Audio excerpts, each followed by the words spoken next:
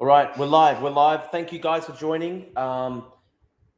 It is episode 14. Episode 14 of the Drew Pavlou Show. This is episode 14 in 14 days. I am trying to stream 100 times in 100 days. So it's a big effort. It's a big effort. And so I ask everybody following me to help me and help me reach more people. If you can join on YouTube, that would be very much appreciated. I am going to post the link now. So I encourage everyone to go on YouTube. Also, I've been trying to get up I've been trying to get up the stream and channel 7, which is free to air, but this is what happens. So if anybody has some tech support, I would appreciate that so I can stream the leadership debate. That would be very helpful because I'm getting a kind of HDCP error effect.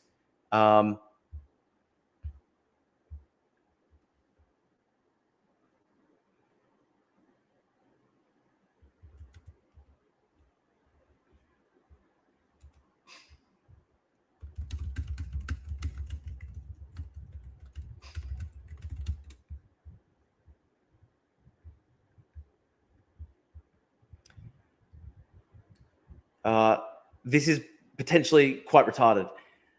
Evening, Drew. Thoughts on the Bronze Age collapse? I'm not well read enough into that, unfortunately.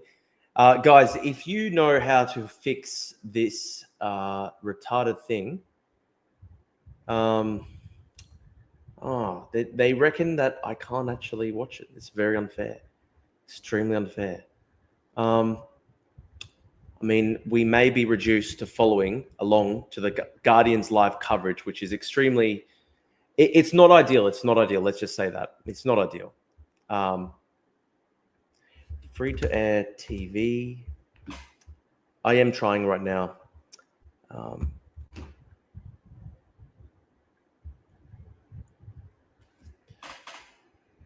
To be honest, I think Adam has a bit of a point that we are moving towards a kind of European style system. And as a result, with the rise of minor parties, you probably have to include these other parties. Now it is channel 7. Let's see if it works on this free to air. Oh, it worked for a second. This is bullshit. This is planet bullshit, my friends. Fucked up. It's extremely fucked up.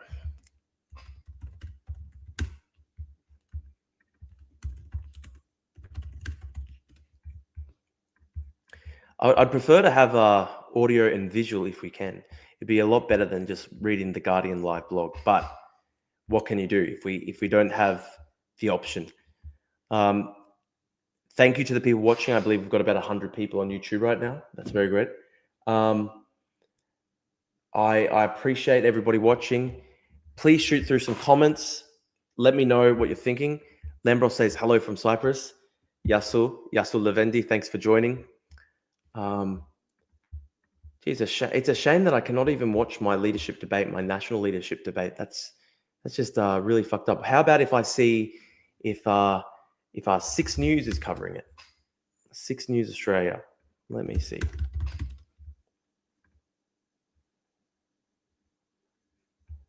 What? Percy? Actually, I know what I can do. I've got a TV. I will literally stream off the TV. Very stupid, but this is what we're reduced to doing, unfortunately, in our own country. How unfortunate, how unlucky. It's extremely brutal, extremely brutal. Okay, I'm just trying to think how I'm going to set it up.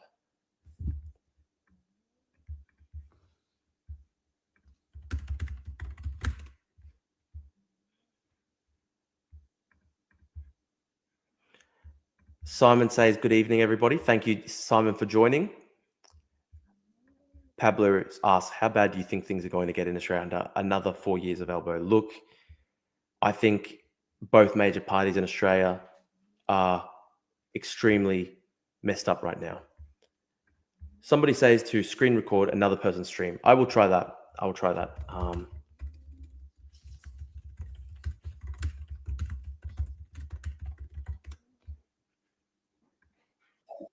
Oh, beautiful. You can just do it off YouTube. Okay, I'm just going to do that.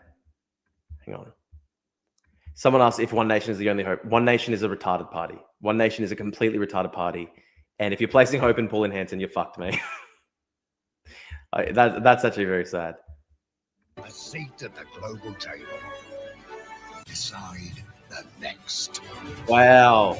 How inspiring. How inspiring, guys. Albanese. Lulu with no Salulu. Or Dutton. The weakest, most limperest leader. Head to win your... Wow, how inspiring is this, guys? What a beautiful leadership we have in Australia. So inspiring, actually. So inspiring. Election Central. Good evening. Welcome to the final showdown. Tonight, Final the candidates showdown. to be Australia's Prime Minister head-to-head. This is their moment to lock in your support. Our political editor, Mark Riley, will grill them on 6 key topics, then some rapid-fire hot takes. From the price of putting food on the table to keeping your lights on at home, how much money the government takes from your paycheck at the end of the working week, and the future of welcome to country ceremonies. Each leader will give a 1-minute opening pitch. We'll have a countdown clock to keep them on time. Then the grilling begins. Each can have 1 minute to respond to questions, then 4 minutes debating each other. What a beautiful thing this is, guys. Democracy in We action. are live across Australia. All right, I'm just into posting your up the lounge link. room. It's a place for honesty, not spin. This isn't Parliament. We aren't interested in Canberra bubble waffle and numbers Well said. that just Well don't make said, sense. Mrs. This is News Anthony Anchor. Well said. Albanese or Peter Dutton's chance to be the leader the nation needs. And tonight we can reveal the 7 News election needle has moved slightly back towards toss-up, though still favouring the Prime Minister. Insiders tell us the teal vote is actually softening. That's good news for the Liberals in inner city seats, crucial to forming government. Watching along with you at home, 60 undecided voters chosen by 60 a undecided third party voters. independent of 7 News. The debate jurors Smartest will people in watch Australia. and react Thank God. to the leader's every word. Then they will decide the winner in a 7 News Spotlight special. So it's a big 2 hours coming up, but now let's begin. Here is your moderator this evening, 7 News political editor, Mark Riley. Thanks, Nat. Gentlemen, thank you both for being here tonight. We appreciate it. It's been a grueling How powerful 4 this weeks is. on the campaign, 6 days to go. This time next week, one of you will be the Prime We've got Minister. Viet Tran here. Thank you for joining us, Viet 2 Tran. million people have already voted. Another 18 million before 6 p.m. on Saturday. This is your final chance to connect with those voters, and my job is to allow you to do that. So let's get to it. Mr. Dutton, you've won the coin toss, and you have... The coin elected toss. Wow, it's to just like speak cricket, first fellas. With your opening statement, Beautiful. 1 minute. How fucking Please. beautiful this is. Well, Mark, thank you very much. And Prime Minister, thank you for being here tonight. This election is all about who can best manage the Australian economy. And if we can manage the economy well, it means that we can bring inflation down. It means that we can help families with the cost of living crisis that this government's created. We live in the best country in the world, but we do know that many families are doing it tough. And as we've moved around the country, we've spoken to families literally in tears. They can't afford to put food on the table. They've stopped the registration renewal on their motor vehicle or on their house. They have had a tough 3 years under this government.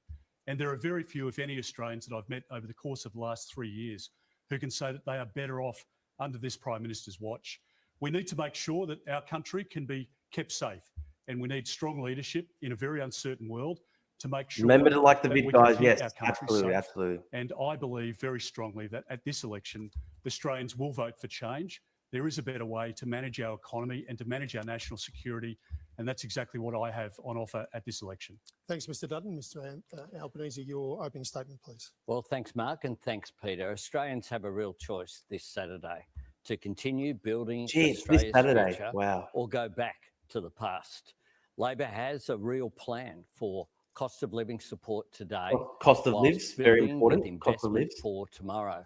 Tax cuts for every Australian taxpayer. Strengthening Medicare, including through our I am going to be debating Sam 1-800 Hastings very Medicare shortly. line. Making more things. Here in Australia, 20% cut in student debt and a 5% deposit for first homeowners. We know that we live in very uncertain times, and that's why we need certainty. And during this campaign, we have put forward clear, decisive policies. The opposition have chopped and changed. Australians deserve certainty. What we will deliver is just that. We will trust in our people. We will value our Australian values, and will build Australia's Value future. our Australian values. Three Fucking Australian, powerful, you lads. both I mentioned like the that magic line. phrase Beautiful in line. your opening statements, the cost of living. It is the issue Cost that is of lives. galvanising the Very nation important. at this election. So our first question tonight is on that issue. Australian families, we know, are doing it tough. They're under the pump. Our viewers constantly tell us that they're getting smashed at the supermarkets every week. Smash What the will you do supermarkets. from Sunday to make their lives easier? Mr. Albanese, you first.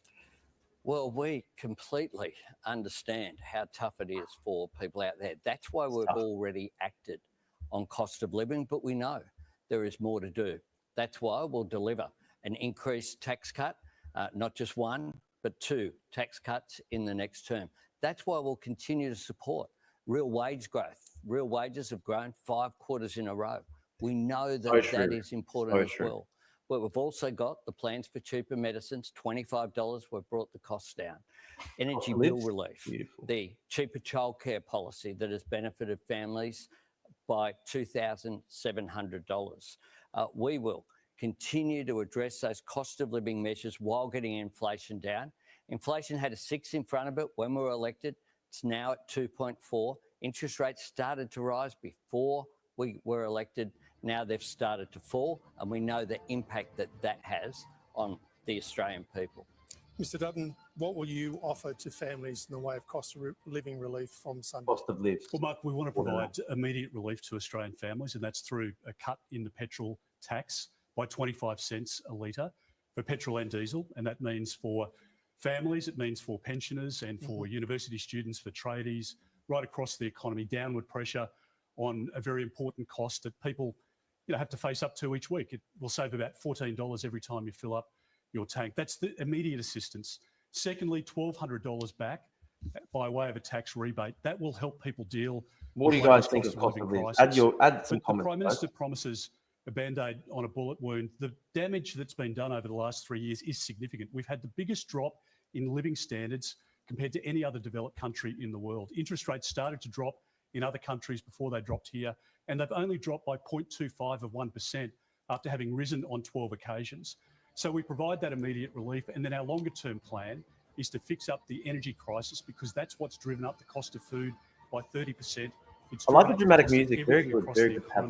And that has to be the real, I think, when you think about it, and it is emotional when you think about what families are going through, but that long-term relief is actually going to turn around Labor's very bad position. All right. This whole thing that Dutton is, Trump reincarnated, I actually think that's very much overblown. I think he's just very robotic. I think he's just pretty bland leader. I don't think he's actually Trump overblown. He doesn't have the kind of same What's going to help is the mandate extremism or fanaticism code of of Trump. conduct that we brought into supermarkets. Previously, the former government just had a voluntary code that was abused. People know that when they go to the supermarket and they see the price of a good reduced or put up by $1 and then reduced by 50 cents, and they pretend that that's a price cut, people know that supermarkets are just having a lend. So what will you do about it? Well, that's why we've got the code of conduct with real penalties in there as well as stopping price gouging. But if I can take up Peter's points briefly, the measures that Peter is putting forward are all temporary. They disappear in a year's time. The difference between that and what we're putting forward is that ours are permanent tax cuts. Putting that $1,000 instant tax deduction will make a difference permanently. The real wage increases that have been delivered, that Peter's industrial relations policy would undermine, taking away same job, same pay. They want to get rid of, taking away Drew, who you got? from home. We know that that's the case. Look, I think Albo's definitely going to win the election. That makes a real difference. I think it's not going to solve the problems of Australia. Some of the change you're proposing isn't permanent either. The household energy rebate will disappear in 6 months. Mr. Dutton, when that was introduced, you first called it the Ponzi scheme because it's taxpayers subsidising taxpayers. You now support the extension for 6 months. You did that just before the election. Your fuel excise cut that you talked about is taxpayers supporting taxpayers. Sorry, guys, the dog's going crazy trying to chew everything up. It's a taxpayer-funded... You know how it is. We'll make a couple of points. I mean, firstly, the Prime Minister looked the Australian people in the eye before the last election and on 97 occasions said that power prices would come down Hey, by We're $275. talking about They've petrol. But- gone up by hey. $1,400. Now, what we've said, as we said over the course of COVID, and if you look at the way in which the Liberal Party, the coalition, always manages money and the economy more efficiently than Labor, what we did during COVID was say, okay, we're going to introduce JobKeeper, job seeker changes. We help Sorry, guys, businesses the survive dog and was, stay open, chewing and up help people everything. keep their jobs. Not good. Well, the Gotta point I stop make, that. though, Mark, is that when we made those changes and when we implemented those plans during the course of COVID, those Nice payments are fresh still cut, being Drew. made Thank you. today. Very important. They Very were good. there to address the needs in the economy at the time. And our argument is that, yes, it'll take us time to clean up Labor's mess. Latest In the news interim, poll. that Latest news poll, immediate support, that 52-48. 25 cent So a that's litre pretty cut solidly in Labor's petrol, camp. that can be provided to help people with the bills that they're facing now, and also the $1,200. Now, our policy in relation to energy is to Where are the bring real leaders? Australian Rennick, Hatter, gas Pauline, back into and the Clive. market The only so one that I we like can there is increase Hatter. supply. It brings the Hatter's cost a of fun gas bloke. down We will by get on to 24%, energy. which Come actually on, brings Bell. down Stop. the cost All of right. groceries. Sorry, and guys, construction. the dog's going We'll get crazy. on to energy, I promise you. Mr. Albanese, $6 billion on. Look, Hatter's this objectively not a for fail son. excise Hatter's cut. been in Parliament for like Is 50 that money years. well spent? So he's not a Won't fail. people like cheaper petrol? Let's be very clear. I mean, that is something that Scott Morrison. Someone did asked who was before the Rennick. I 2022 actually have to say, election, and then it's very funny. I actually met with Rennick for coffee in 2019 because he did support me when the University of Queensland was trying to expel me. So I do appreciate him for that. But he does have some pretty far out there views when it comes to foreign policy. Like he loves Russia. He loved Assad. He loves Russia. He really hates Israel. I mean, he's got some pretty far out there views. of 20%. The Hey, free come on, take, Bob, stop that's that. made a difference as well. Hell, Cheaper what- childcare, they've been what have you critical done? of. Come on, Every people. single one of the cost of living measures has been opposed by the coalition.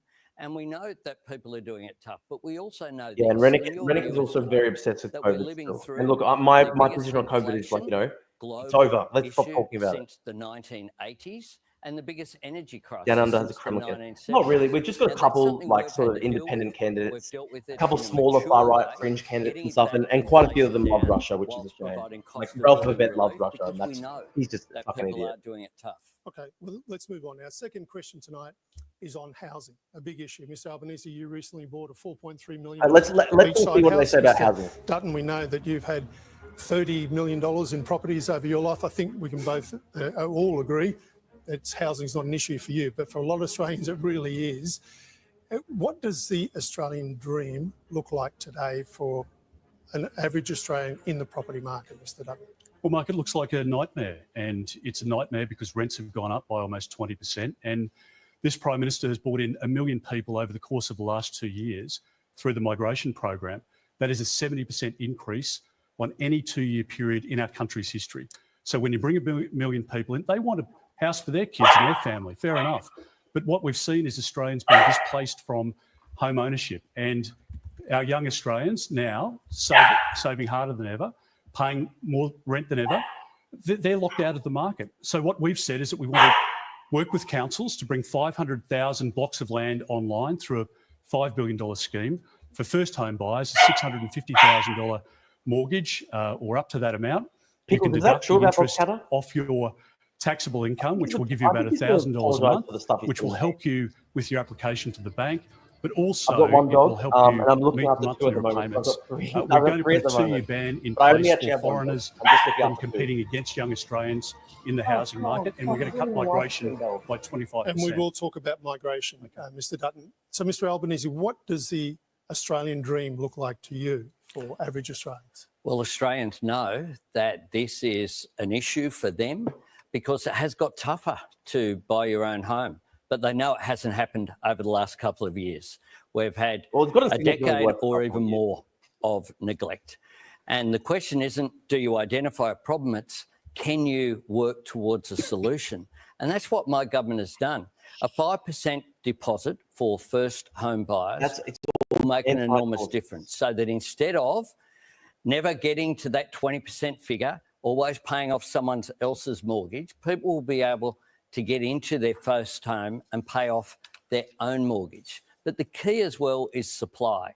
And that's why our measures, whether it be increased private rentals through our incentives for build-to-rent programs, our first home buyers scheme, or whether it be the increased support for I agree with you, Adrian. social Doesn't make housing, a difference. we are concentrating on supply, not just demand, because we know that's the key going forward. He's not talking Mr. about Dutton, demand at all. you mentioned migration in there about Only the- housing, and I know I've heard you say many times on the campaign trail thus far that the number of people coming into Australia is putting pressure on the real estate market or the property market. Don't we need skilled migrants? Aren't we screaming out for skilled migrants to build the sort of houses you're talking about? Well, Mark, of course we do, and we've been, Trent, I don't as a think that's country, true. I'm the not sure what you're talking about. beneficiary of a great migration program, but it needs to be done in a balanced and measured way. This government hasn't had control of our borders. They've released people from immigration detention who have gone on to commit very serious crimes against Australians. Every aspect of the migration program has been mismanaged by this government. And if you bring in 1 million people over 2 years, over a 5-year period, it'll be about 2 million people, a population bigger than the size of Adelaide. And yet money's been pulled out of infrastructure. The government's signature housing policy hasn't built one home. And the fact is that young Australians know this. Young Australians are putting off having children under this government because they can't afford a mortgage and a family at the same time. Right. And for many families otherwise, parents and grandparents, they're staying in the workforce for longer. Yeah, if you're talking about because they're either having to help their kids with a deposit or to make the repayments. Yeah, and okay. that's the Thank you, crisis Thanks that for the your Prime kind Minister's words, mate. created. I love to and that's why we have to cut migration, Right. to focus on the skilled migration, yes, but to make sure that Australians can get into housing. Mr. Albanese? Well, the truth is that the migration rates have fallen by 31% in the last year. And after COVID, of course, there was going to be more people coming in short term. The government is addressing that by lowering migration at the same time as we're building housing. There have been 400,000 homes completed since we came to office. Our Housing Australia Future Fund. Not one, he said. Our Housing Australia Future Fund, which they held up together, the Coalition and the Greens, that's now in operation, 28,000 homes, either under construction. But not one completed. Either under construction or in planning. Well, one of the schemes, the Help to Buy scheme, was passed in the Parliament last December. Now, you're having a lend to oppose all of those measures and then say, why haven't the homes been built? The former government didn't even have a housing minister for half the time they were in office and invested a total of $5 billion. We've got a $43 billion Homes for Australia plan. We've lifted rental assistance by 45%, but we've done something else as well. Okay. We are training more tradies to work on those homes by giving a $10,000 apprenticeship support program to encourage young people and people retraining to go into construction. I love Tibet. Okay. Thank you, man. Mr. Albanese, you've said, I think, a few times in this campaign, but I want you to say tonight, categorically, negative gearing is off the table. Yeah, it's off the table, and the evidence is that we were elected in 2022. The coalition ran this campaign then. We haven't done it because of good policy. It was recommended in 2016, 2019 by the Labor Party. The Treasury's done work on it, we know that. It was, and we moved on because the key is supply, and that measure will not boost supply. So that is what we have been concentrating on. And Labor is the party of aspiration. We want people to get ahead. We want people to have access to their own home. And the key to that is supply. So negative gearing never ever. Do you believe it? No, I don't. The Prime Minister said before the last election that there'd be no changes to superannuation. And the Prime Minister's introduced a tax which taxes an unrealised capital gain. So just to put that into, sort of basic terms, if you've got shares, and Thank you, Kelly. You're a great man. Or if you've got a house and the house goes up in value, this government is going to tax you on that gain before you actually sell the shares or sell the house. Yeah, that's we know that's caught up in the Parliament. That's not no, law. but that's the government's policy. They mentioned nothing of it before the election. Indeed. Okay, let's go to tax cuts, Mr. Albanese. You're promising $5 a week tax cut in 15 months' time. Not enough for a coffee. What difference is that going to make? Well, it's a top-up of our tax cuts. We had the guts to make a tough decision, but it was done for the right reasons. I went along to the National Press Club, fronted up, and said that what we are going to do is to change our policy because we understood that people were doing it tough. You can't just say people are doing it tough, but I won't do anything about it. So what we did was we changed that to Well take said, money, Mark Latham. $4,500 Well said, off mate. our tax cuts to make sure that Well those said, Mark. viewers at home on that first marginal tax rate got a tax cut. They wouldn't have got a single dollar. Who else is excited for their important, and $5 a we'll week add to tax it cut? by targeting deliberately that first rate, taking it from 16 down to 15 and down to 14. Young Willis says Doge for Australia. Look at Doge in America. They've done into nothing. people's It's a pockets. very At inefficient. the same time, It's of course, just as smashing through wages government are institutions increasing. and doesn't actually And bring down the we're also budget. delivering a $1,000 instant tax deduction, which I will like make your a decision, difference, but we'll have to look particularly into for it low further. and middle income earners. Thanks, Mr. Albanese. Mr. Dutton, part of the rationale for this $5 a week and then $10 a week tax cut is to target what we call bracket creep. So your wage goes up through inflation, you pay higher tax. That's part of that. You say you have an aspiration to change the tax, to index the tax rates to alleviate the problem with bracket creep. Yet at the same time, you're going to this election, as the Prime Minister just pointed out, promising the people you will repeal a tax cut. I don't know of any leader who's ever done that. Is that crazy brave or just crazy? Well, Mark, what we've said is that you can have the Labor option, which is 70 cents a day in 15 months' time, as you point out, or you can have a 25 cent a litre cut to fuel excise now. So $14 per tank per week. That's about $1,500 a year, $1,200 back for each taxpayer. Thanks, Dawa. You're very nice, an mate. average You're very nice, mate. income Thanks for your kind household, words. I so very much appreciate them. $2,400. I love the bet. I love the You bet. equate I love that the bet. Free compared to the 70 cents a day, people are better off. So people can pay income tax, they can pay excise tax. There are other taxes that they pay. We're reducing that overall tax burden on the family, but we're providing that Albanese as are an pretty interim politically solution until we inept, can I'd fix say. up Labor's mess. The biggest issue at the moment is the fact, and the Reserve Bank governor's pointed out this, that the homegrown inflation under this government, the spending, the massive spending, has led to inflation staying higher for longer. And under this government, if they're re-elected with the Greens, more spending will mean higher interest rates, and that will be devastating for homeowners and right across the economy. We've heard that The about music's so funny. Governor, and the Prime Minister has many times accused you of verbaling her. She did make some observations about homegrown inflation, but I don't think it was as broad as that. Mr. Albanese, Mr. Dutton saying that at some time in the future he will cut tax. Well, he's going to increase it. He's going to this election campaign saying that he will increase the income tax Yes, of all the music 14 is the way to million say the time's up. Australians, and the changes that he's spoken about will disappear in 12 months' time. That is the difference. They don't have structural changes going through, such as the ones that we've implemented, that last, whether it's cheaper medicines, That's very well whether said, it be Tickle the income LeBlanc. tax cuts, Very well the said. real wage increases. Adam's just like I JFK. mean, So they true. have said they'll get rid of measures like same job, Thanks, same Dawa. pay. Thank you, man. You're that very have nice. We're climate talking will- about tax. We're talking about tax. But that is just, I mean, that is not true, Prime Minister. Honestly, this whole campaign, it's hard to believe anything you say. And this is the case, obviously, with the $275. You've never mentioned it again. The promises that you've made in relation to migration, the numbers blow out every quarter.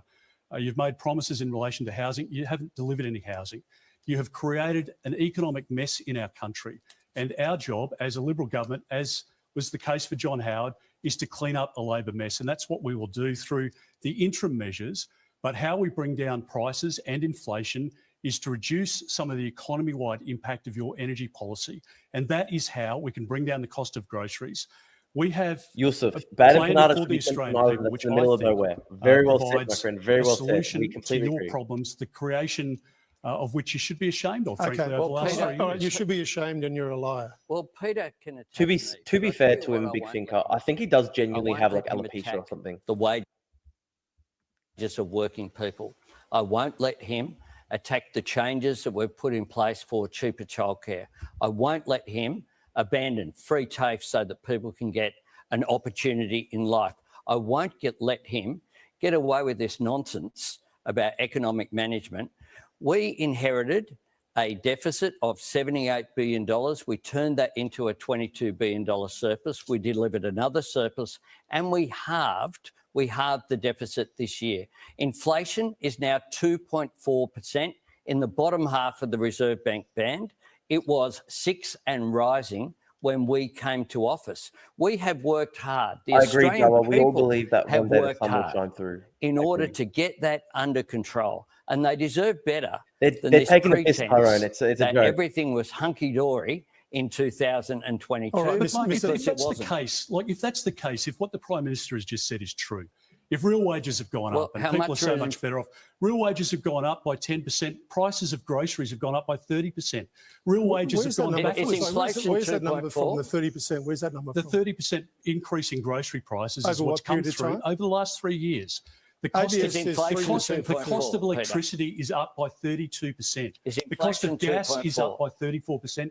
Core That's not inflation right. in this country is twice that of our G7 nations. You can't stand here telling people that they're much better off after 3 years. If you had a good story to tell, Prime Minister, It's true. you wouldn't be running a Internationally, scare what a smart campaign. You'd be bloke. talking about your so-called achievements of the last 3 years. Families are being smashed Internationally, under your what a pretty smart government. bloke. And if you're re-elected, the prices will I don't keep think going anyone up. on the The difference stage between is a us in this historic figure election like that. campaign is that you have identified a range of issues, but you have no solutions, and you pretend that they've arisen in May 2022. Now, it's just a fact that the inflation rate is 2.4%. That doesn't mean that there aren't people out there doing it tough. Of course they are. But that's why we're undertaking these measures to look after people, not to go out there, talk Australia down, and to Talk try Australia to down. secure political That's a funny advantage one by from Albo. grievance. Okay, good If you exchange. criticise the Albo government, A you few talk talking Australia points down. in there. I'm going to jump on them from here on. Now, before we pose our fourth question, we want to talk to you about something that's happened just recently that I think you both can agree is a stain on our country. Anzac Day, people booing the welcome to country. It has started. I mean, that's an abhorrent thing to happen, but it started a broader discussion. There are people in Australia who are uncomfortable with being welcomed Always to supporting Tibet. country. Thank you, Dawa. Veterans who've said that they fought for this country, their blood is in the soil. Why do they need to be welcomed to country? Mr. Dutton, as Prime Minister, we know you won't stand in front of the Indigenous flag. Will you have welcome to country ceremonies? Will you have smoking ceremonies? Will you acknowledge the traditional owners at your official events? Well, Mark, the point I've made in relation to the Listen, flag Pickles, is that after the I don't debate, believe I'll we can do the chat. best country we can Okay. be if we're asking people to identify under different flags. No other country comparable to ours does that. I want to unite our country. I want every Australian to be equal. I'll answer a lot of questions. If you've got 65,000 years of heritage in this country, or you came here 6 days ago, as an Australian citizen, we are all equal. And that's the point that I make. You can have respect, as I do, for the Indigenous flag and the Torres Strait Islander flag. But I want He's talking our about country representing people to who be one, and I think avoid that's the who best came chance 6 of days ago. I mean, that's a that bit is the silly. flag. In relation to the welcome to country, first point I'd make in relation to Anzac Day is that is our most sacred day of the year, and it is a time to respect diggers, and it's not a time for booing any part of that ceremony. We all agree on In that. relation to the welcome to country otherwise, I think there is, and people have said this to me as we've moved across the country, there is a sense across the community that it's overdone. For the opening of Parliament, fair enough. It's respectful to do. But for the start of every meeting at work or the start of a football game, I think a lot of Australians think it's overdone, and it cheapens the significance of what it was meant to do. It divides the country, not dissimilar to what the Prime Minister did with I've the got voice. to go to the Prime Minister. Prime Minister, you heard that. It cheapens the traditional owners' respect that has been shown by people who allow a welcome to country in events. What's your view? Well, the first thing that I'd say about the Anzac Day commemorations and the way in which they were disrupted is that Peter and I agree, and I think most Australians will agree, that that was abhorrent and really an act of cowardice on a day in which we celebrate the bravery we don't of like those men and women who Mr. torn our Mr. Dutton uniform. has just said that the welcome to country is overused and is cheapened by its overuse. You always have, at your official events, I've been to a lot of them, smoking ceremonies, welcome to country, acknowledgement of traditional owners. Thank you, Dawa. Thank you. Well, from my perspective, it's a matter of respect, but it's also, of course, up to the organisations that are hosting an event of whether they have a welcome to country or not. It's up to them, and people will have different views, and people are entitled to their views. But we have a great privilege, from my perspective, of sharing this continent with the oldest continuous culture on earth. And when I welcome international visitors to Parliament House, You know what? They want to see that culture. The New Zealand national anthem, as you know, is on Anzac Day, set in Maori language as well as in English, in recognition of the fullness and richness of the history of New Zealand. But Prime Minister, do you think it's overdone, the welcome to country? It's up to people to determine whether they have a welcome to country or not. But from my perspective, for major events, it is, of course, a sign of respect. So you're going to continue to do too it, vulgar. and you're You're trying going to to do it be as selected events, intellectuals here. only Thank major you. events. Is I that think, right? I think at the opening of Parliament, it's appropriate, and I think at other very significant events of that nature, yes. But I do think that the most important thing we can do is I would provide want to have a practical welcome to the country reconciliation. when you go to I think the top. nation was aghast when the Prime Minister spent $450 million and sought to divide us over the voice debate on heritage and on cultural grounds. I think Australians in their hearts want to see a better outcome for Indigenous Australians in terms of health outcomes and education outcomes. But that hasn't happened under this government's watch. We've had 3 years where we've seen devastating circumstances in Alice Springs, in Darwin, only in the last few days, where a man again has lost his life. And we want to see the practical reconciliation and improvements for lives of Indigenous Australians. But the Prime Minister himself can't bring himself to an honest answer to say whether it's overdone or not. I just want to say my personal stance is that the welcome to country should be performed every single time you're about to have sex. Election, and you followed that Every through. single time anyone has sex. Respect for having the conviction to follow through your undertaking to Indigenous peoples. The voice you told us was important for Australia, for who we are, for our standing in the world. It was a polite request from Indigenous people, and you've dropped it cold afterwards. Why? Because I respect the outcome. We live in a democracy. It was a request made not under my government, made at Uluru in 2017 under a process that was established. I want to say this, guys. Under the former If you're government. about to have, sexual intercourse, you have to do a welcome to country. It was not It's about basic successful. I'll respect. tell you what I believe. We know that. But We Prime Minister, need to find different paths to achieve reconciliation in this country. Okay. What And the paths? truth is, What paths? the But does he truth still is believe that it though, all Mark, or not? governments, Can we get a straight answer? that all governments have not done well enough. That's the truth. Okay. The Labor Party, the Liberal Party have not done well enough. But you So still, what you we are still, doing- you still believe, Prime Minister. I mean, people want to know this. You still believe in what the voice was trying to achieve. It's just the name that you've abandoned. You'll still try and get the objectives. No, that process was not successful. Does that mean, though, that you shouldn't consult with Indigenous people about matters that affect them? Of course, and that's what we're doing. That's what we're doing through the Coalition of Peaks, through a range of bodies as well. The Coalition of Peaks address, for example, the National Cabinet process, and we need to do better to achieve those outcomes on education, on health, on housing. We've introduced, for example, in economic empowerment, a program to replace the old work for the dole schemes in remote communities with real jobs, with real wages, with real training. Okay. With respect, we have heard those policies and we know them. Australia Day. Should we change the date? No. No. Okay. You heard what the Prime You Minister found said. consensus. Well, Mark. how about that? That's impressive. How about that? It was quick, but it's still an Oh, by the issue way, we've got that 30 is people watching so live. That's divisive. great. We Guys, talk about it please every please year. How do subscribe. we get Please beyond that annual Well said, Hannah. conversation that becomes an argument? I was I typing think for the one new of the couple of things that we Parliament. need to do is to look at how we can bring people together. Yeah.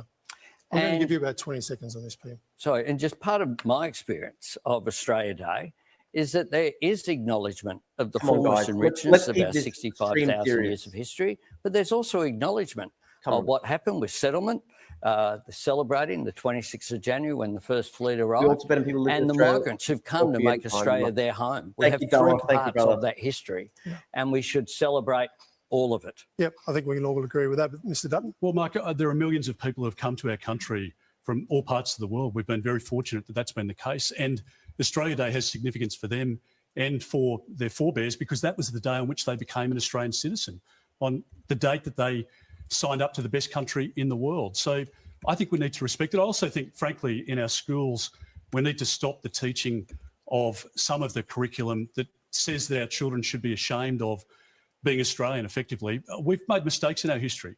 There's no question about that. But we can't live with that shame forever. We need to accept that mistakes were made, and we need to make sure that we celebrate our national day as most other countries do, because this is again, the problem. we need to defend what we have in this country and what people have fought to defend. We are going to move on, but I can feel the frustration coming through the cameras from the lounge rooms of Australia. This is it, the black armband view of Australian history. We argued about that endlessly during the Howard years. We're still arguing about it. I think that's the point, that we need to get beyond this. Anyway, we're going on to defence. The world is changing before our eyes with war in Ukraine and the Middle East. You're both promising to spend more on the military. Prime Minister, you've made some comments subsequent to the opposition leader's announcement last week. But we still rely on the US principally for our protection. There's a guy called Donald Trump.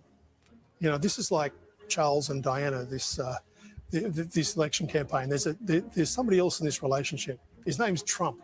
Can we trust Donald Trump to be our protector, Mr. Albanese? Well, the relationship that I've had with the President is to have two discussions, and he stuck to the agreements that we made, that he would give great consideration, in his words. We agreed on those words. So I start, I think, with people on 100% trust. But he has different views, different values. Yes. I support free and fair trade. He doesn't. He thinks tariffs are the way forward for the United States. As a security partner, is a question, though. Can we trust Donald Trump to have our back on security? Yes, and the US system, thank you, guys. Course, Please is like very and important. subscribe. And when I went to the United States for the official visit, I met with over 100 Congress people and senators across, Democrat, Republican. There's universal support for the relationship with Australia, and I think that gives us confidence, is that it's in the United States' interest as well as in Australia's interest for that defence security relationship. There is a point there that you haven't heard from Donald Trump, though. We know that you've attempted to get a meeting with him. Alhamdulillah. Thank you.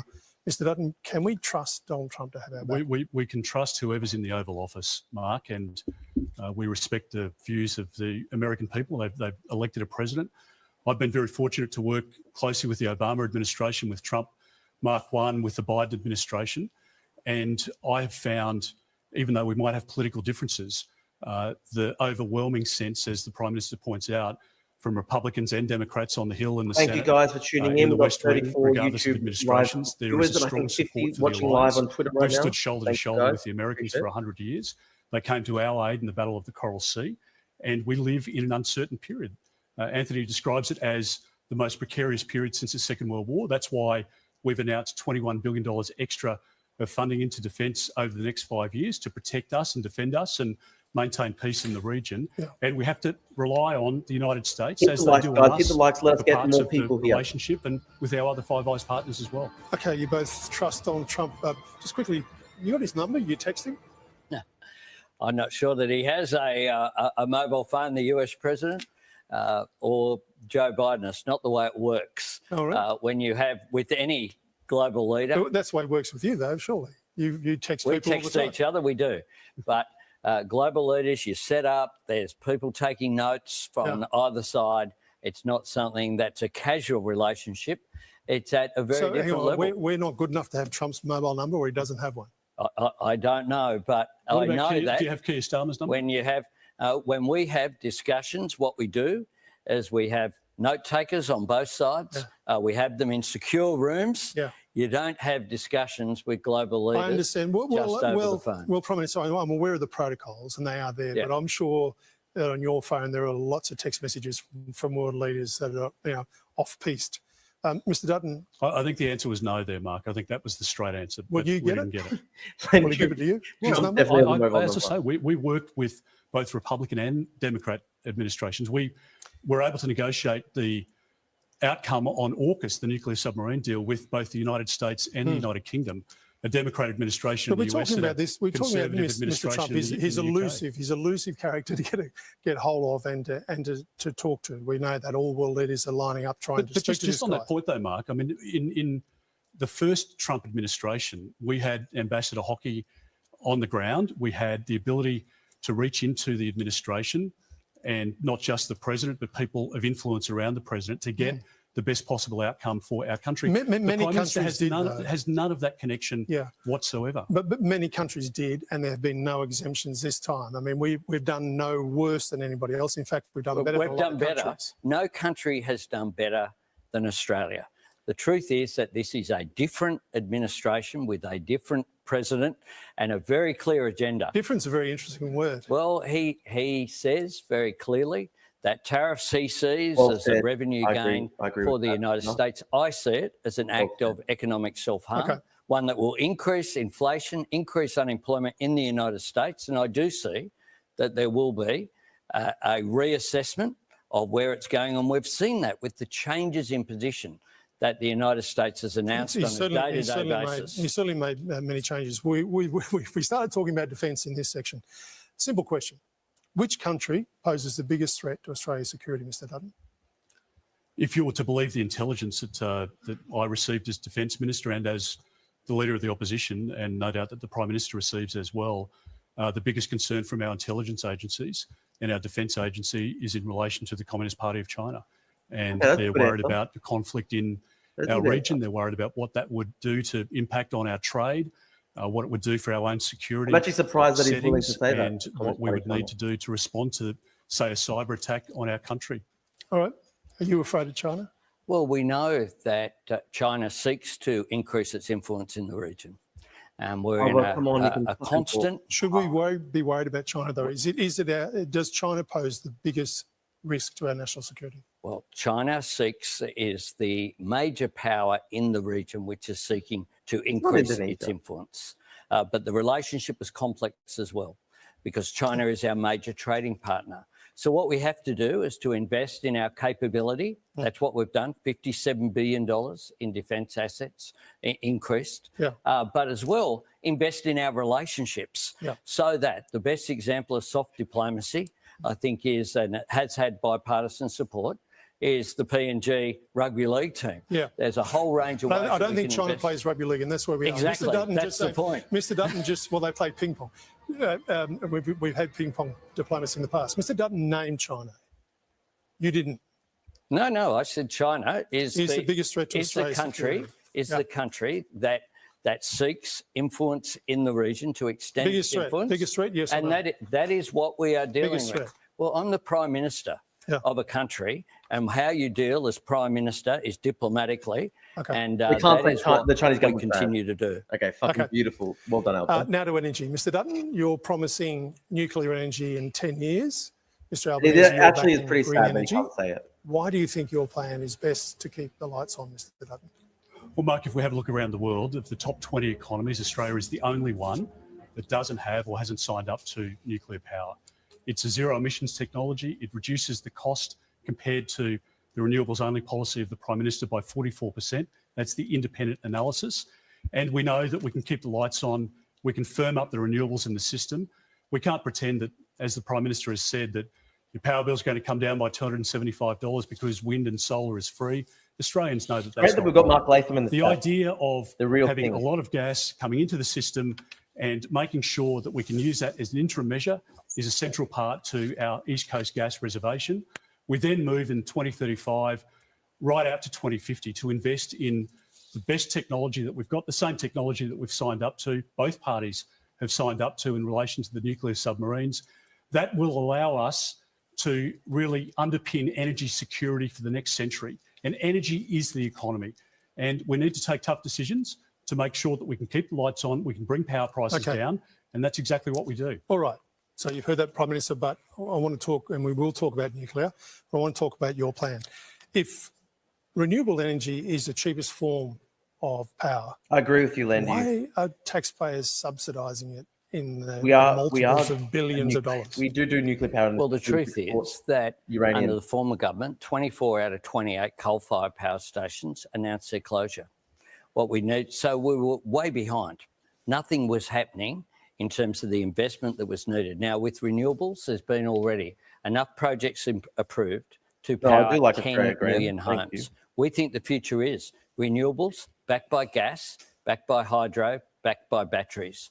And for the same reason that it makes economic sense for listeners at home to put solar panels on their roof and will subsidise batteries, because it will make a difference, not just for them, but importantly as well, take pressure off the grid and benefit everyone through that measure. I just think it was a shame that he can't actually openly gas was criticise it. $34 on the day of the last election. Today it is 13.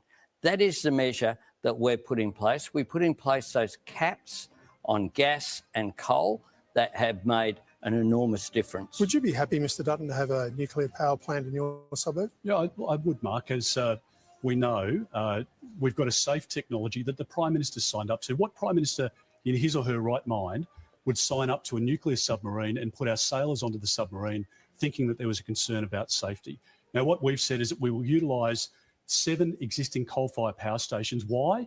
Because when they come to an end of life, when the coal-fired power station closes, that community doesn't have jobs. And the experience in the UK, where the Labor Party's fully signed up, in the United States, where the Labor Party's fully signed up to nuclear, in Canada, where the Labor Party equivalent is fully signed up to nuclear, we know that those jobs transfer from the coal-fired power stations across to nuclear plants. It's what Apple is doing. It's what Oracle, what Microsoft is doing in terms of their data centers. They're only using those nuclear power stations in countries that have established infrastructure and a history of using it, and we know all that, and we have heard those. I just make this point though, Mark, because it's an important point. What we have at the 7 coal-fired power stations now is the distribution. That's a bit silly, Tortellini. So the poles and wires are already constructed, and we have the ability to generate the electricity and to distribute that electricity to households and businesses. Under the Prime Minister's plan, they have to build 28,000 kilometres of new poles and wires, which is all going to be paid for in the tens of billions of dollars by taxpayers. Which you will defund. The Prime Minister never talks about which you will defund, I understand that. If it's so good, why have you not been to one of those 7 sites in the past 4 weeks? Now, I know you say you've been in the region, but it's not being at that community. We were at Collie in Western Australia, one of the before sites. the campaign. Well, as opposition leader, this is an election campaign. I've been to 3 communities. If you're proud of it, wouldn't you stand out in front of it and say, this is the answer to our energy problem? Mark, I've been very proud of the fact that we have taken a decision which I think is in our country's best interests. I haven't taken it for crass political reasons because I think that we're going to get lots of votes. I think, frankly, a lot of Australians, as you pointed out in your opening remarks, are concentrating more on cost of living than they are in what's happening in 2035.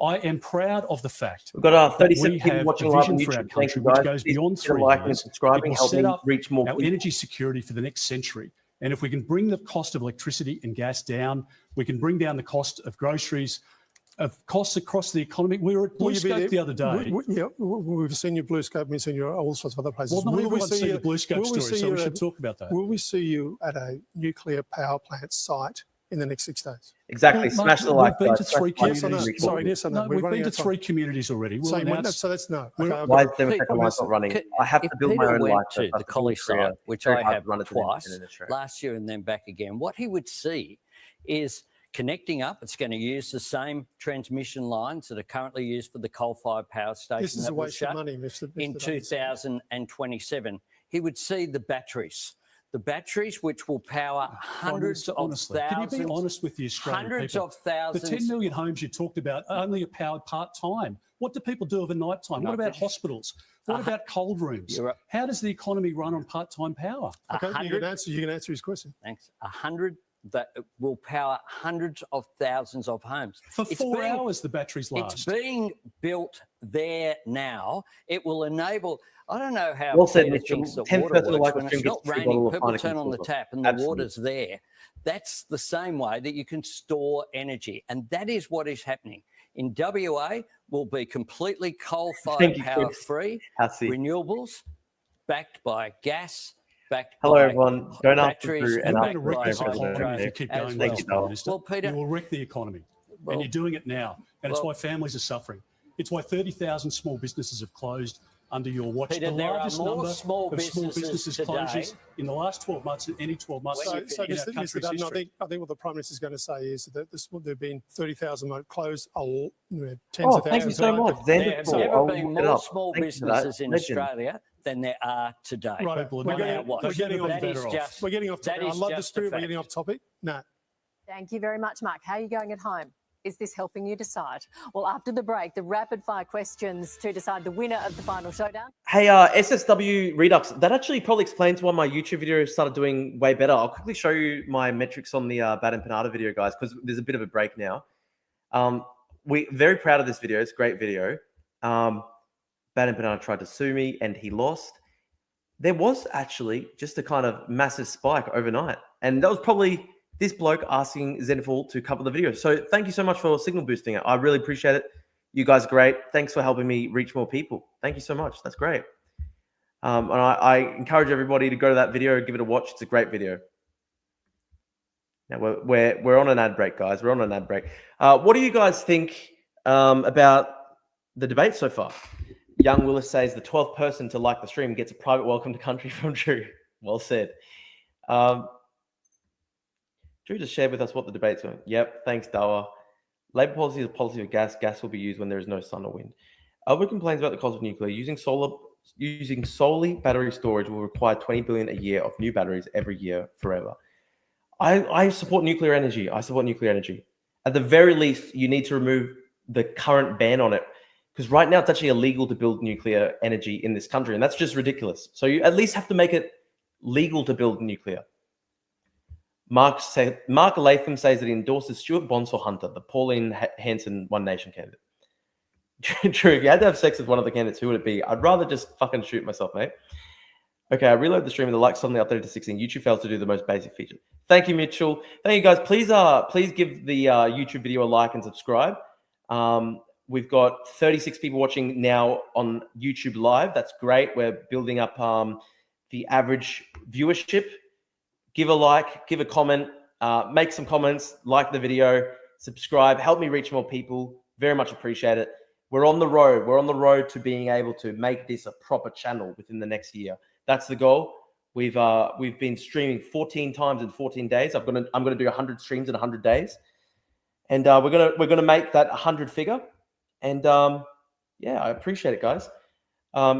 Share your opinion, Drew. I reckon it was very cringe that Albanese wouldn't straight up just say that the Chinese Communist Party was the biggest threat to Australia. That was a shame. Obviously, he said you've got to be diplomatic if you're the Prime Minister. I understand that, but you should just be able to say that the Chinese Communist Party is bad. Hannah Lorissy, watch out, friendly Geordies. Well said, well said. I will be beating friendly Geordies within 12 months. Inshallah, believe it, guys. David Pocock, Josh Burns, anyway, smash. Okay, mate. Drew, Albert or Dutton, who would you have sex with? I would actually shoot my own brains out. Who's winning? I don't think anyone...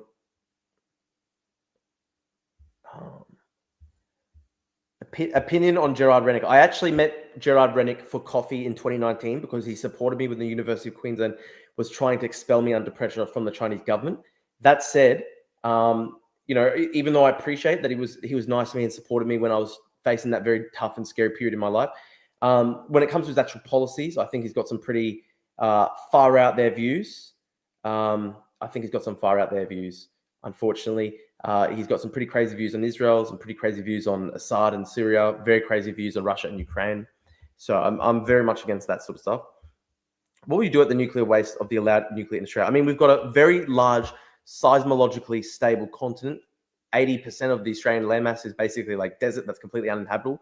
Just dig underneath the ground and build nuclear waste storage. If you were sent to hell for all eternity and hell was having to have sex with Elbow or Dutton, who'd you pick? Yeah, again, I'd just literally blow my brains out, mate. Australia just can't afford Dutton's plans. It's far too risky, and the damage it will have to the economy with all the cuts is too great. Cost of living too high already, and Australians need help.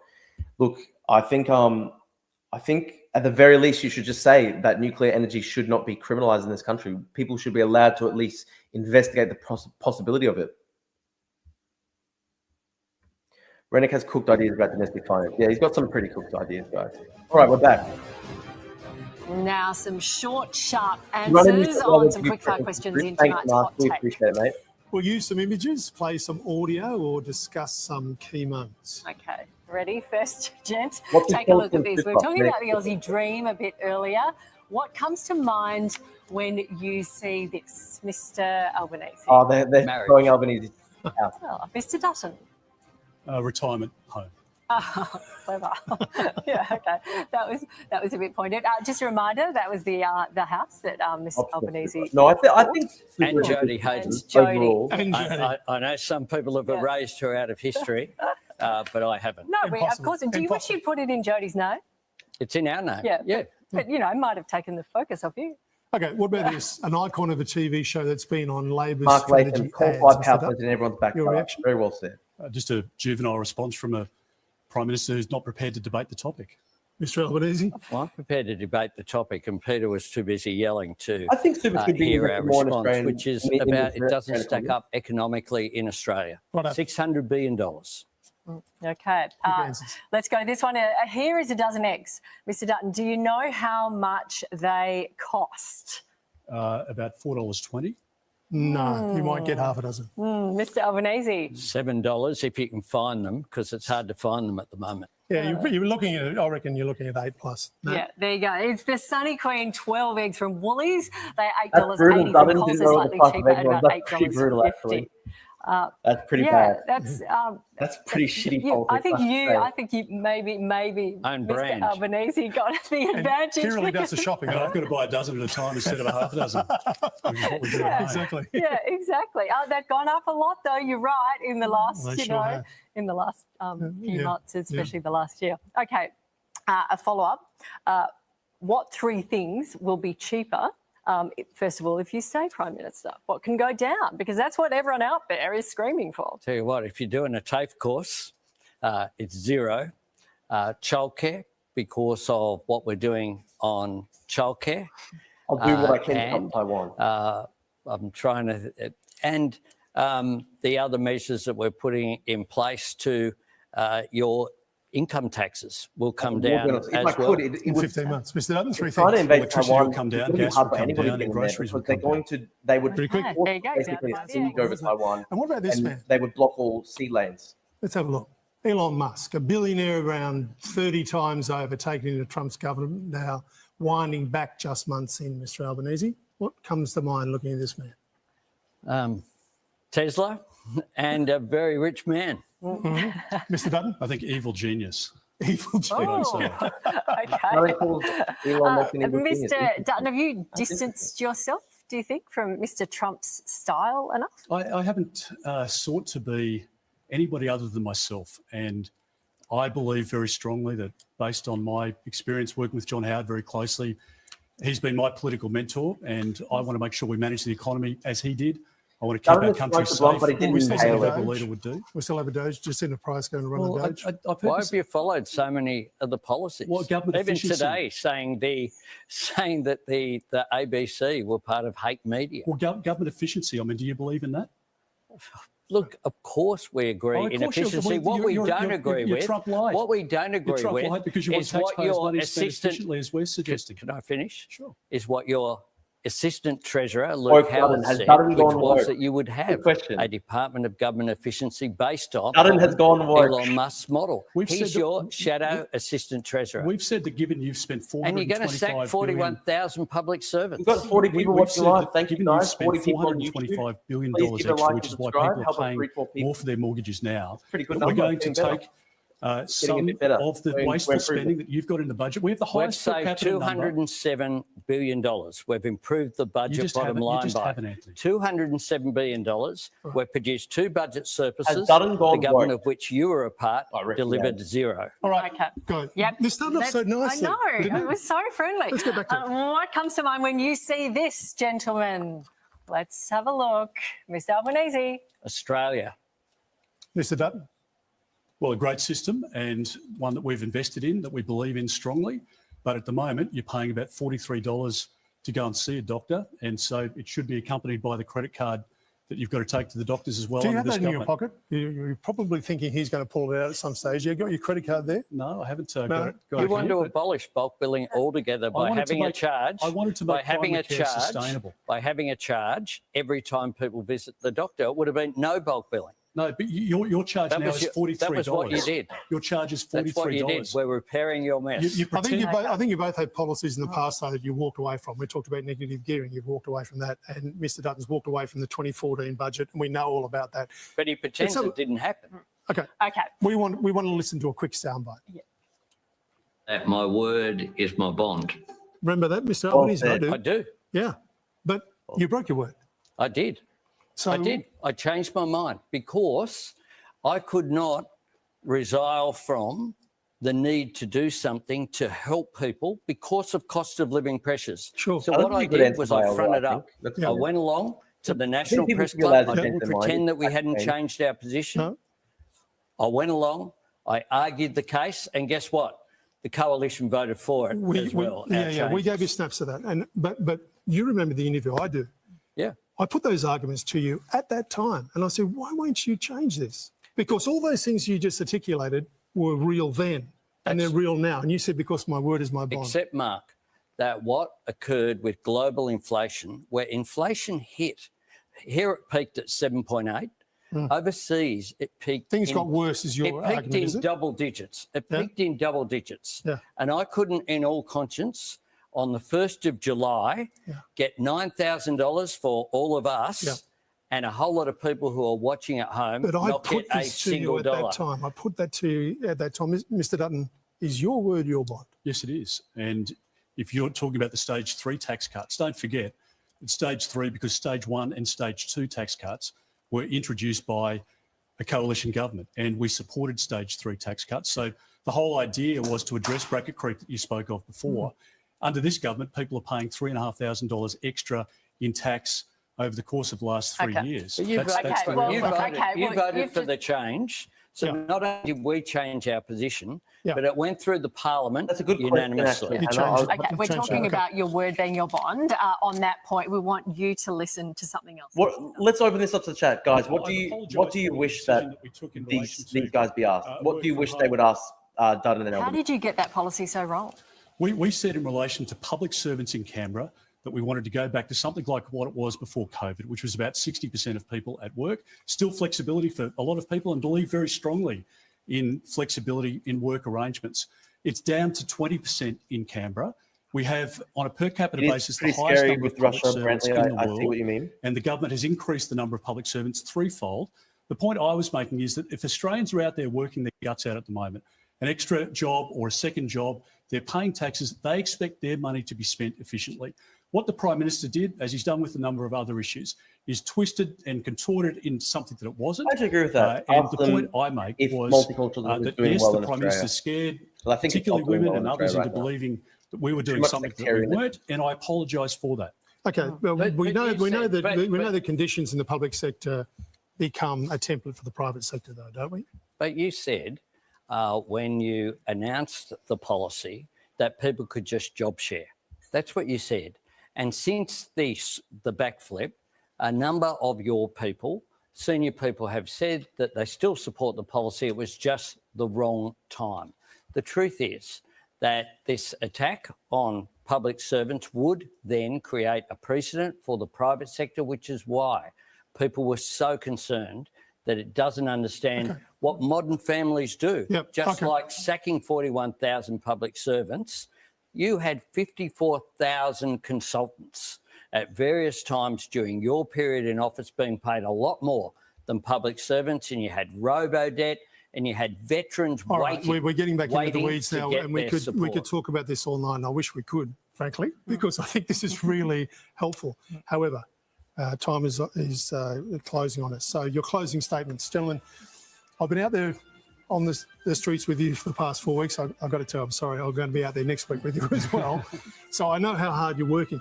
The one thing people are saying to me, and I'm sure they're saying to you, is where's the inspiration? Where's the hope? Give me some hope. Give me something to look forward to. Your closing statements, 1 minute. Mr. we're Dutton, already at you're the going end. first. Give the people some hope. Already at the end. Well, Mark, firstly, thank you to you and Nat, and to Anthony as well. I believe we live in the greatest country in the world. I know that many Australians are really doing it tough at the moment, and I don't believe Australians can afford 3 more years of increased costs of everything. I want to make sure we can deliver support immediately through the 25 cent a litre cut in fuel tax, the $1,200 tax rebate, and I want to make sure that we can transform our energy market, get more gas into the system, bring the wholesale price of gas down by 23%. If we do that, we can bring down the costs across the economy, We can bring inflation down through good economic management. And that's exactly what is required in our country right now. If we make the right decisions now, we can protect our generation and future generations and make our country and our communities safer. And that's exactly what I'm dedicated to doing. So if people vote for the Liberal and National candidate at this election, we can get our country back on track and we can make sure that we can invest into families, help grow our economy, reduce interest rates and help Australians get through what has been a terrible period. Okay, thank you very much, Mr Albanese. People are crying out for hope and inspiration. Your 1 minute.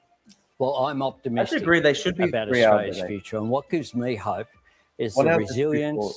the courage, the optimism of the Australian people. We are the greatest country on the planet, and we're driven by our people as well as, of course, the natural assets that we enjoy.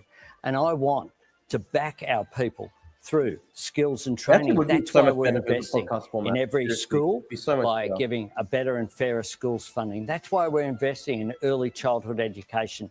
That's why we're investing Actually, in good free question, TAFE Andrew. to give people They that should be asked about opportunity to free be the imposing best that they can. anti-Semite extremists, That's the why Liberals we're working elected so Adam hard Hanna with the originally and why Australian most- people to bring down Agree. inflation.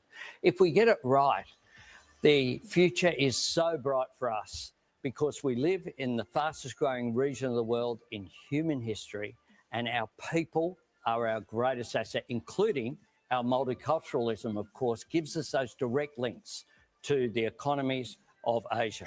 Gentlemen, thank you very much. Agree. The for debate should be entering 3 into minutes. spirit The of whole time someone debate should be tonight. squeezing We've a covered plus lot G of ground. doing makeup. Otherwise, 6 it doesn't days to look go.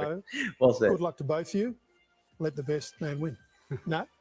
Well, you. Australia, now it is time to decide who do you think won the final showdown? And Well said. what Albert about did watch jury the of debate last night. undecided Absolutely voters true. from all walks of life watching here inside Seven's Election HQ think of the two contenders? Did Anthony Albanese convince you he's worth another 3 years in the top job? Or did Peter Dutton shake off his campaign cobwebs and reveal something new to convince you in the final days it's his turn to become Prime Minister of I wish we'd Australia? live stream a They debate both Dutton put over this. everything on the line tonight. Well said. Was it enough? Michael Utter, I'm excited to see where this goes. It's over to you for the verdict. Let's find out. Natalie, thank you very much and welcome to a very special edition of Spotlight the Verdict. As we go to air, we have a live audience. You saw them just a second ago of 60 undecided viewers who've been watching the final showdown live from our 7 News Election Central studio. They are the jury and they are, believe me, ready to judge. Tonight, they'll vote and decide who wins this fourth and very final debate. We have a team of independent Interested number to see what they crunchers. say. Roy Morgan, experts in this work, who've been monitoring the jury's reaction to every single second of the debate to help all of us understand who really won. They're going to be guided by Monique Wright, who will cross to, g'day Monique, just in a moment, to reveal how tonight's scoring is going to work. It's been quite technical. We also have our team of expert insiders joining me here on the desk. Let me introduce them. Andrew Carswell, Liberal insider and columnist for The Nightly. He was a primary advisor to Australia's 30th Prime Minister, Scott Morrison. Kayla Manane is a Labor insider. She served as the New South Wales Party's first Don't blame and me. only I female voted General Republican Secretary. Democratic She Alliance. Well knows a said, lot Mr. about Campbell. campaigns and how to manage them.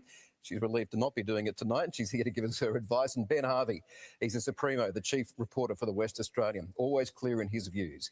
And, of course, the country's most respected political More entity. cities in the Saw him desert. action then. We're giving him Cyberpunk about 30 cities in the seconds to desert. sit down and catch a breath. Mike Riley will join us in a minute. Thank you all so much for your company tonight. We're going to get some expert analysis soon, but let's go straight to our jury and the everyday undecided voters that our leaders tonight really needed to impress. I agree. It was pretty That's where boring. we go back and Was say pretty g'day boring. to Sunrise's Monique right now. Monique, take it away. Let's see what they Michael, say. good evening to you. Good evening to everybody. Great A to lot of see you. And geniuses it's in been this room, my fantastic friends. to be here with these 60 undecided voters. They are real swing voters. Thanks so much to the person who suggested we should be referring to you as the swingers tonight. We're not. They're definitely the jury room. Now, how the jury room has worked tonight is they're each using... I do agree. It's a bit better to have They're boring using rather one than of crazy, these. but So it would we're be nice calling if it was a this bit more the pulse. inspirational. So while the two leaders were speaking, they were telling us what they thought on each topic, and they will give us the big one, the who won the debate tonight.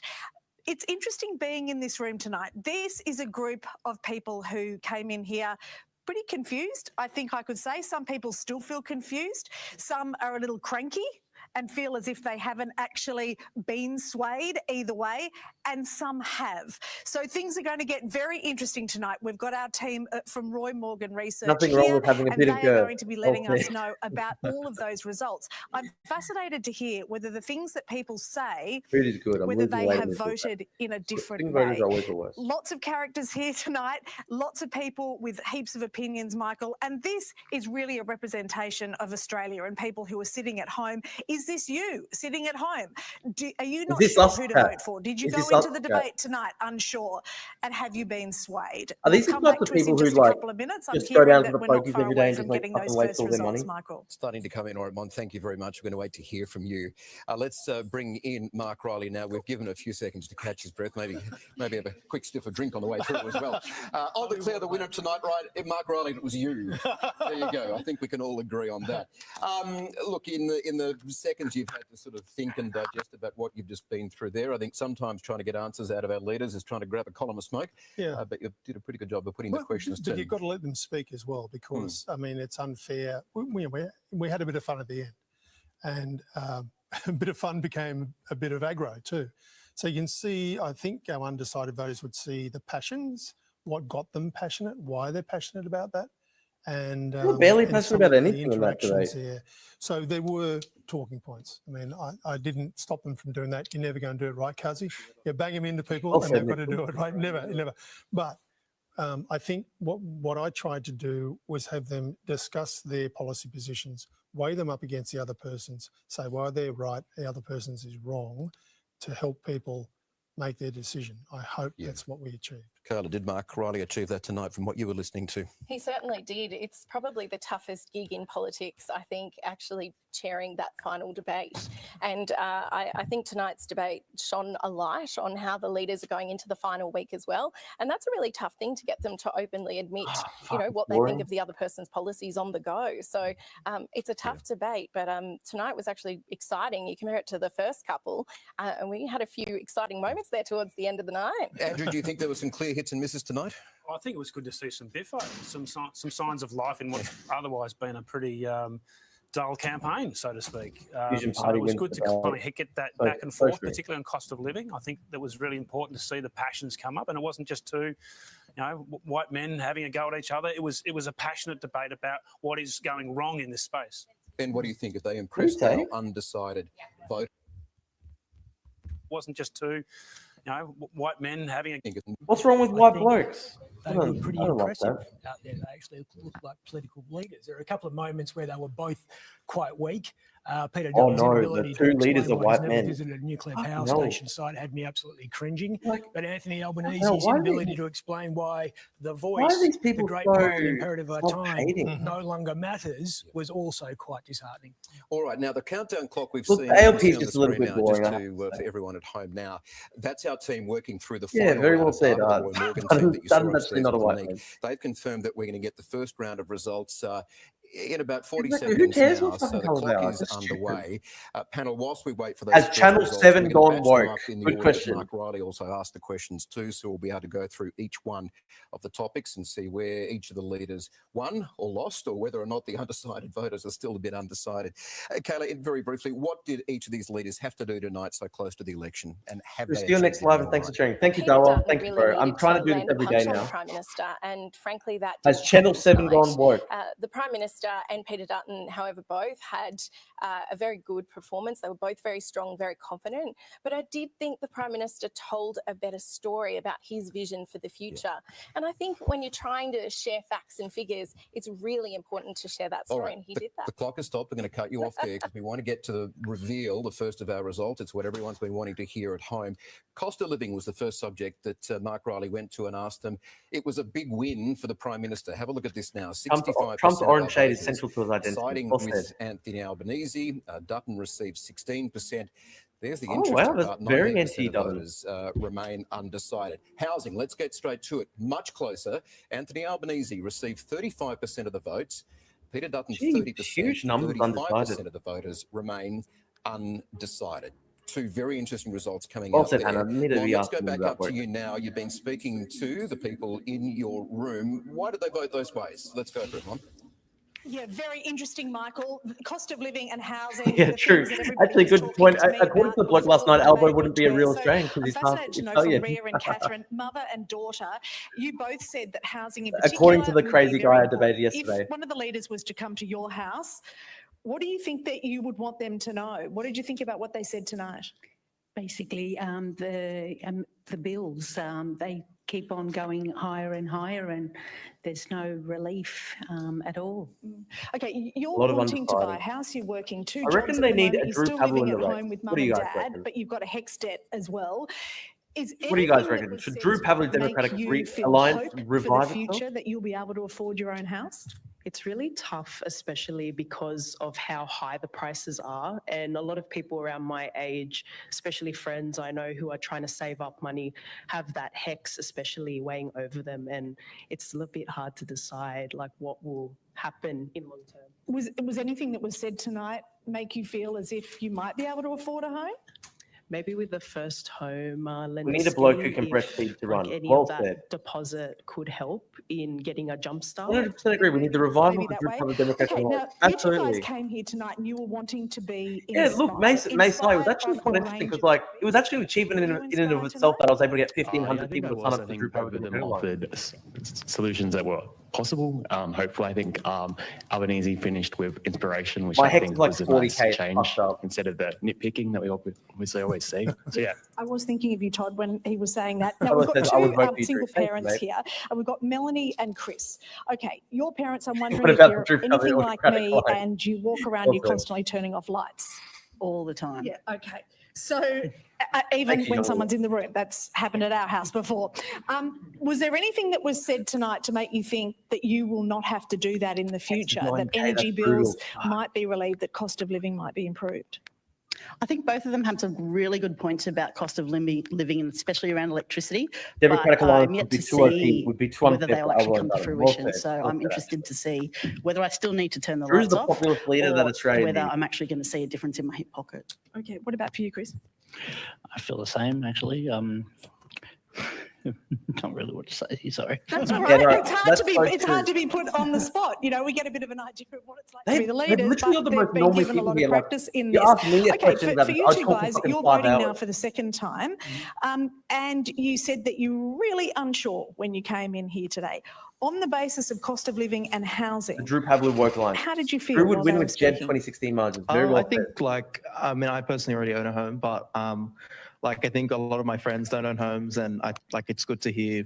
Personally, I think Labor offer a bit more. Like, the Liberals were just kind of attacking, but they didn't really offer anything.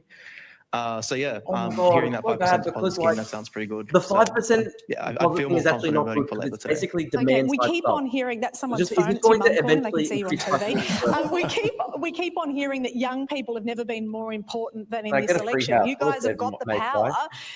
You know, Donate to my you stream came so I can today. get a You were house, pretty please. engaged. Do you feel any different after listening to them tonight? 5% I do. It was nice hearing a lot of the things brought up, and I just feel as though Albanese brought up a lot of evidence to support his claims, whereas the opposition was just making small jabs. So Okay. yeah. All right. Well, Michael, we've got many more results that are Didn't coming you say in 3 this million for evening. $1 million We should have the home? next Isn't round that the Aussie in the dream? next Beautiful. couple of minutes. Well, indeed, yeah, and the Roy Morgan people are working on that, Mon. Thank you very much. Let me ask the panel now. Kayla, that's on the cost of living, that gap is huge there. 65% of our undecided voters supporting Albanese, only 16% on Dutton. That's a fail for Dutton. Yeah, and I mean, we've seen it time and time again through our polling and research, that the Labor Party is leading on cost of living, but it is a stark contrast tonight. 65% is an absolute win. And you could see that in what the Prime Minister was saying tonight, sharing the vision and the story about cost of living as an overall narrative. And so, it isn't surprising to me that he won. It is surprising just how much he won by this evening. Ben, why is Peter Dutton getting that topic so wrong? I think that he wants to say current day, and that is for a great many Australians, not most, but a great many. This is not a cost of living crisis. It is a cost of living within their means inconvenience. And we are so conditioned now at the first sign of discomfort to put our hand out and have government put something in it, that's what these leaders are doing, and they will bankrupt the country to do it. So, Andrew Carswell, what's your take on that? Well, it's worrying signs looking at those numbers because this last week the election will be determined by who can itemise what's going on in terms of cost of living in the economy. Peter Dutton has been very good to this stage to itemise every element of pain that is going on in people's household budgets. He's been very good at that. But on the flip side, it's taken a while to get to the stage where he's communicating. Is this better now, coalition guys? will Is do better. my mic And okay? while it's kind of a running out of time scenario here, where he's only got a certain amount of days to be able to communicate what the coalition can do better to address that. All right, going to take a short break. Look, a very short reset here at election headquarters because there's a lot of the new data to go through that's still coming in. Stay right there, Australia, because soon we'll reveal some pretty outstanding new results, already a bombshell on cost of living. Plus, for the first time, we can show you what really has our undecided voters stirred up. This The is like Worm really back, not Australia, with a brand new name, revealing really the depressing. unequivocal truth. It's been fascinating to watch. We're going to show you. The leaders' chief champions will fight back. They'll be here. Will they need to mop up any mess? Will they double down? The Finance Minister, Katie Gallagher, and Senator James Patterson are live soon. Our 7 News team is also right across Australia in key seats, asking viewers what they thought, from palmies and pints at a pub in Brisbane to a uni share house in Adelaide. That's ahead. Yeah, that guy is Of course, such a the cool being countdown like, to the big oh, cost of question. living is just A number people being crunchers are too working on it. greedy. Who will Like, take fuck home off, the top seriously. prize? Just No one days can to buy a go. fucking house. The vote right here tonight. Hey, Steve, thanks for joining us, mate. Grab a cuppa. Honestly, Ease mainstream off, media we'll is see you so back here in shit, just a guys. moment. It's better to watch the Drew Pavu live stream, but I'm telling you.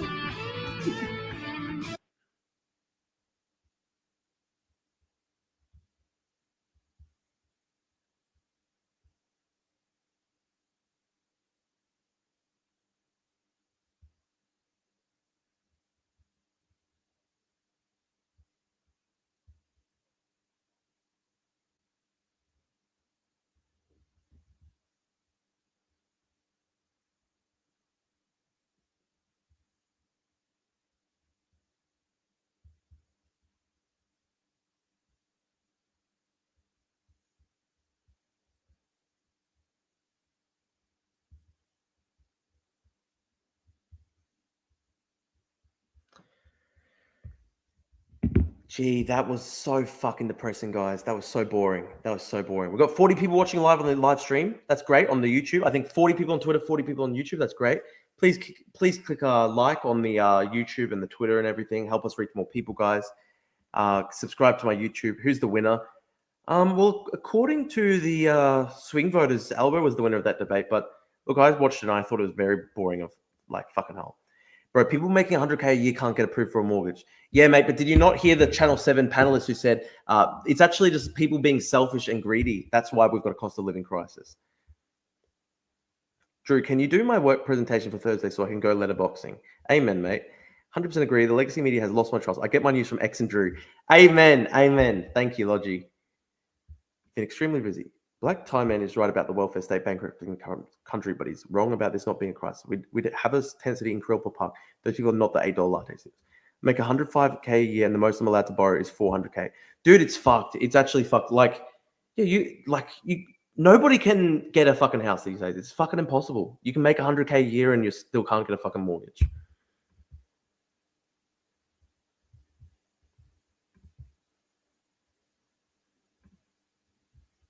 John says, sup, Drew. Thanks for joining, mate. Australia and New Zealand share a non-nuclear environment policy, but Australians don't want a nuclear disaster like what happened in Japan either. This is Albo's draw point on this topic. Yeah, but we don't have to build nuclear power plants on earthquake fault lines, which is what happens in Japan. We've got a very seismologically stable continent. Yeah, 6 new Senate debates were pretty good. Drew, your thoughts on the climate emergency religion? It does take on cult-like aspects. You know, I do think human beings are responsible for global warming. I do think it's a problem. But, you know, people like, for example, Greta Thunberg, it is a cult type thing. It is very cult-like behavior. Well, yes, but house prices increasing at a rate faster than wages are increasing, which makes housing more and more out of reach. Yeah, exactly. Banks don't want us to own our own homes, even if we don't have insane house price. Time to join a polycule to afford a house. Good idea, Masai. I missed the debate. Was there a question about safety in the suburbs? No, there wasn't, Steve. And honestly, you didn't really miss anything because it was fucking boring. You could literally have a ChatGPT.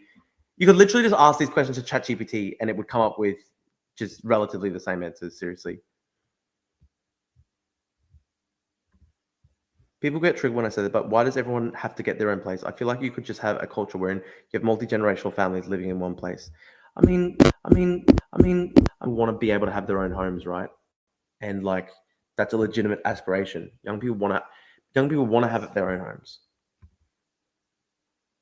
I hate that the nuclear debate in Australia has all the nuance of Simpsons memes and Chernobyl. Yeah, I agree. It's actually fucking clown behavior. Like, we can't actually have a sensible intellectual discussion. We just have to fucking repeat meme. Welcome back, Australia. Great to have I'm normal as well. I believe that the verdict. Not only do we have our group I think it is a problem. I just don't think it's like, going to make humanity think. Election Central. We've also had our 7 News team out and about. Now, if I was the emperor, what would be my magic fix to solve the housing problem? I would increase supply with YIMBY-style regulation, and at the same time, I would reduce demand by reducing migration back to pre-COVID numbers, which is not even radical. We had about 150, 200,000 people coming a year prior to COVID. I think that's very normal. Like, that's still a very generous immigration policy. We're at Eaton's Hill Hotel in the outer northern suburbs of Brizzy for reaction to tonight's debate, and there were some pretty strong opinions there, particularly on the... We haven't really been getting any serious earthquakes. We've never had a really huge one like what happened in Fukushima. Ask them a few questions about that subject. I think it's two white men talking about issues that we should be taking advice from Indigenous people about. Fuck, look at that guy. Holy in the outer northern suburbs of Brizzy for reaction to tonight's debate, and there were some pretty strong opinions there, particularly on the issue of the Welcome to Country ceremonies. Our producers and reporters there asked them a few questions about that subject. I think it's two white men talking about issues that we should be taking advice from Indigenous people about. Is so divisive. True. So unbelievably true. What Albanese said was more. Did you guys hear that, guys? He was like, white men shouldn't have fucking opinions. Just listen to the Indigenous. Beautiful. Sensitive. Yeah, more culturally aware. I'm definitely leaning towards Dutton. I think sometimes it's overcooked. That doesn't mean we're being disrespectful to the Aboriginal community. But I don't think it needs to be there for every, team meeting, every sporting event. I think it's overdone. Yeah, totally overdone. I'll only support a nuclear policy if we are building Soviet RPMK reactors, none of that small modular woke shit. Well said, big thinker. Well said. I absolutely agree. Where are our leaders on this? Might remember it from its former and copyrighted name over the last couple of decades that we definitely won't be using, the worm. But what got the pulse pumping? Well, both leaders were asked about where they stand on Welcome to Country. It's been a very controversial issue over the last couple of days, considering the events of Anzac Day, and the pulse moved into positive territory with Peter Dutton's response. There is a sense across the community that it's overdone. For the opening of Parliament, fair enough. It's respectful to do. But for the start of every meeting at work or the start of a football game, I think a lot of Australians think it's overdone, and it cheapens the significance of what it was meant to do. It divides the country, not dissimilar to what the Prime Minister did with the voice. So it's pretty clear that our undecided voters were pretty happy with what the opposition leader had to say on that. Unlike other debates we've seen, there was plenty of backward and forwards between both leaders, and they had a chance to respond to some of the attacks from one or the other. Anthony Albanese was forced to defend his economic policies when it came to helping with the cost of living and the like, and our undecided voters seem to like that. I won't let him abandon free TAFE so that people can get an opportunity in life. I won't let him get away with this nonsense about economic management. We inherited a deficit of $78 billion. We turned that into a $22 billion surplus. We delivered another surplus, and we halved the deficit this year.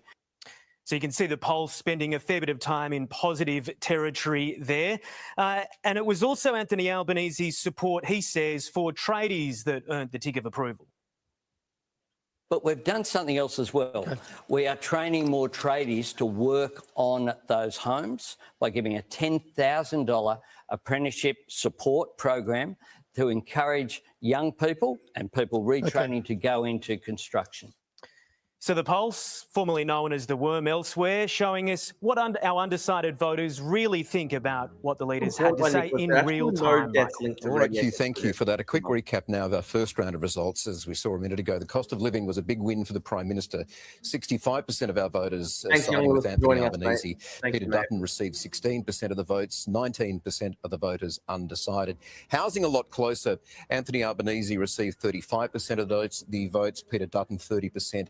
And 35% of undecided. Now, the clock has counted down. We've got the new results. Let's reveal those results now. When it came to tax cuts, Anthony Albanese received 49% of the votes. Dutton received 21%. 30% remained undecided. Indigenous affairs next. Dutton receiving 46% of the votes. Anthony Albanese, have a look here, received... Wow, that's a pretty fucking big... Indigenous issues, 46% aligned with Dutton. 27% undecided, 27% on the issue of Indigenous issues. Okay, let's bring up the clean-up crew. We'll call them then, if you don't mind. No disrespect. Finance Minister Katie Gallagher, now an opposition campaign spokesperson, James Patterson. Katie, I'll go to you first on the cost of living. A pretty big score, a big win for your leader, Anthony Albanese there, 65% approval. Yeah, well, I think Anthony, the Prime Minister, nailed it tonight. It's totally focused on cost of living, and I think certainly the response from those audience numbers show that people understand. Well, doing it tough, the government's trying and instead of doing a 2-hour debate, they do 1 hour debate and then 1 hour. James, why can't your leader, Peter Dutton, land a blow here when it comes to the issue of cost of living? It's what everybody's worried about, but it's rated so poorly tonight on that. Look, Michael, I want to be respectful of the audience views and their opinions. That's perfectly valid for them to hold those. But I think the objective facts are that cost of living has gone backwards on Labor's watch. Grocery prices up 30%, electricity prices up 32%, gas prices up 34%. We've had the worst fall in living standards in Australian history and the worst in the developed world in the last couple of years. But why can't he get that message across to people and poll so badly tonight? I think Australians know when they go to the supermarket checkout and it's worse than was just the week before. Every week it gets worse for them. I think they know that this Prime Minister has failed. And there's no reason to expect a second-term Albanese government would be any better than a first-term Albanese government in reducing the cost of living. But you'd voted against many of those measures which people responded to as helping them with the cost of living. I think that's part of the problem. Well, I think that's not actually true in many cases, but I think the most important thing is the Prime Minister promised at the last election that things would get better. He even promised cheaper mortgages. I mean, how many Australians have got cheaper mortgages today, Katie? Well, something that Peter Dutton did score fairly highly on tonight, the broader issue of Indigenous affairs obviously has come up with the booing of the Welcome to Country ceremony at Anzac Day. Peter Dutton was in positive territory when addressing that issue tonight. I think it's partly because the Prime Minister was so incapable of expressing a clear view one way or the other. I think most Australians are very respectful of our Indigenous heritage and culture and they value it. But I think we've all been to events and conferences where every single speaker does an acknowledgement of country, or there are 5 different welcomes to country, and that is just, it becomes tokenistic, I think. And I think Australians want it to be meaningful and appropriate, not excessive. Was Anthony Albanese stumped you tonight, Katie? Not at all. I mean, Anthony, the PM's been clear. Acknowledgement of country is about respect. It's about respect for the fact that we share this beautiful country with a culture, the culture that it goes back tens of thousands of years. He repeated that tonight, said it was up to other organisations to make decisions about how they do that. But I think what we saw from the Leader of the Opposition tonight was, a fair bit of aggro and interrupting when it came to that part of the debate, which I think we've seen throughout this campaign, and we saw it on show tonight. A lot of aggro. Well, was it aggro or just healthy debate? Was it healthy debate and robust? Was it aggro as such? I know you like to paint Peter Dutton as aggro because it works well, but was he aggro tonight, do you think? Me watching the debate, I saw aggro there, and I saw a opposition leader under pressure who was just prepared to interrupt and try to disrupt. Let me interrupt you on that then. James, do you want to have a crack at that? Sorry. Well, I think both leaders interrupted each other, and it's a give and take in these debates. And if Katie's watched any of her colleagues debate, for example, Katie's interrupting me right now while objecting to I'm allowing it tonight for the sake of this. If Katie's watched any of her colleagues, including Jim Chalmers when he debated Angus Taylor, constantly interjecting through every single answer that Angus Taylor gave on the Sky News debate and the 7:30 debate. Okay, what were you most proud of Peter Dutton tonight? Just the clarity, right? He's someone who has a view and answers questions directly. He doesn't step around things like the Prime Minister did on The Voice. I mean, it's not clear to me tonight, does the Prime Minister still support the Uluru Statement of the Heart? It had three elements. Voice, we know he lost that, but it also had treaty and truth. Does the government still support those, Katie?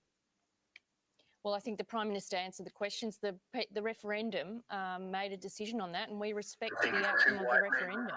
We saw a leader tonight in the Prime Minister, the leader that we need in these uncertain times, offering stability, very clear answers, a plan for the future, and we had the leader of the opposition peppering and showing his aggro without a clear plan for the future, just wanting to whinge about everything that he saw as a problem. Not actually a plan for the country, not a one about building, one about cutting, and no answers on nuclear. No answers on nuclear or why he won't go visit those sites. Let me try this one, see if this one works. What did Peter Dutton do well tonight, do you think? Oh, you might have to give me a while on that. I'll give you a second. All right, what did Anthony Albanese do well tonight, James? I've got many criticisms of the Prime Minister, but I think he sincerely loves this country and he's trying to do his best. I think what we've found over the last 3 years is that his best is not good enough. He's just not up to this job. He can't deliver the cost of living relief that Australians need, and he can't navigate us through the difficult climate that we're in internationally. That was a mixed response there. Katie? Hey, Drew, do you think the overwhelming hatred for Trump is making other countries rethink about right-wing political parties? That is what's happening in Canada and Australia. That's pretty healthy. People got freaked out by Trump. Offering, vying for. I like James Patterson. He helped me when the Chinese government had a foreign intelligence plot to attack me.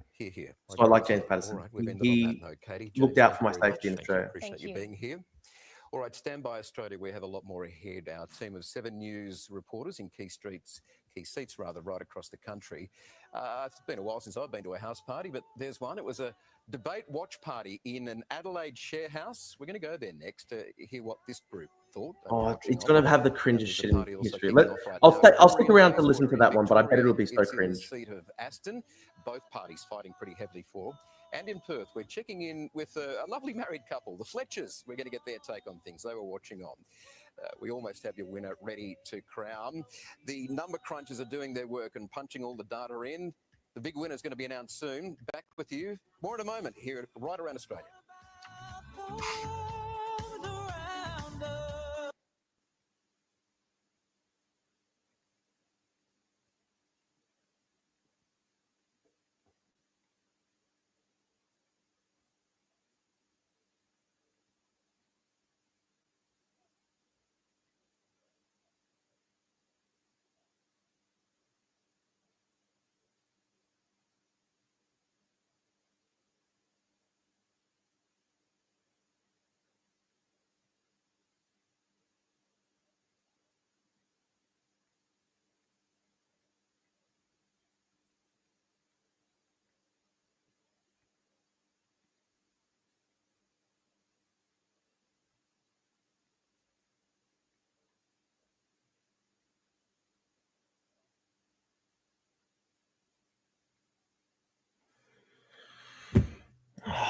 Should we keep it going, guys? Should we keep going?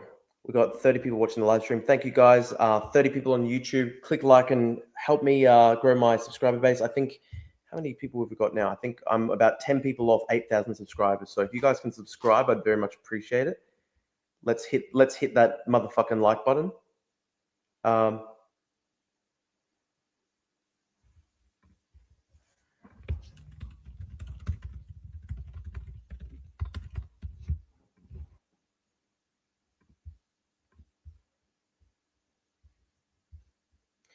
Guys, I'm 7 subscribers off 8,000 subscribers. So please hit the subscribe button.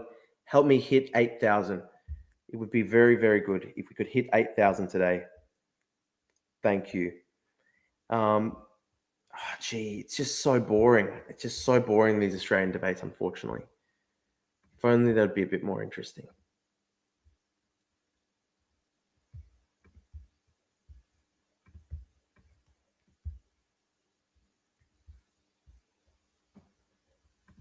Drew, do you want to debate on Thursday? Thursday could be good.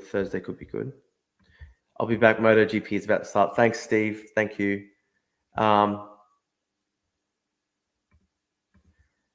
reckons he hit the dislike button. Okay, mate, debate's over. There's not going to be a Malaki v Drew debate now. Drew, you put that commie cowboy into a panic anxiety attack. Do you feel bad about that? I do feel bad that he had a really massive meltdown. I feel bad for that because, I mean, I get that he's like a younger bloke. It's probably first debate or whatever. Sub. Thank you, Price 2. Thank you. Malaki, subscribe and hit like. Thank you, guys. How many subscribers do we have now? It's very close. We're getting very close.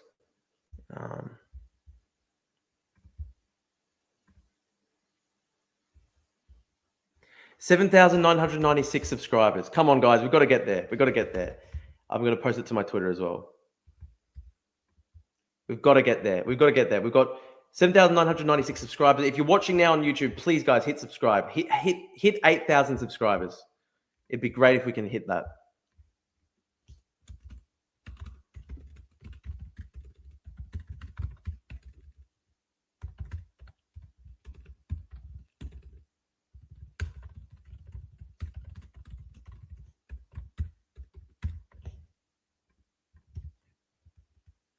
We've got 7,996 subscribers. That's very close. We're getting very close. Gee, that was a fucking boring debate. What do you guys think? I subbed from an old. Thank you, mate. That's cool. Thank you, man. Malaki says he's subscribed. Thank you, mate. Who do you think won? Basically, the audience figures show that Albo won that debate.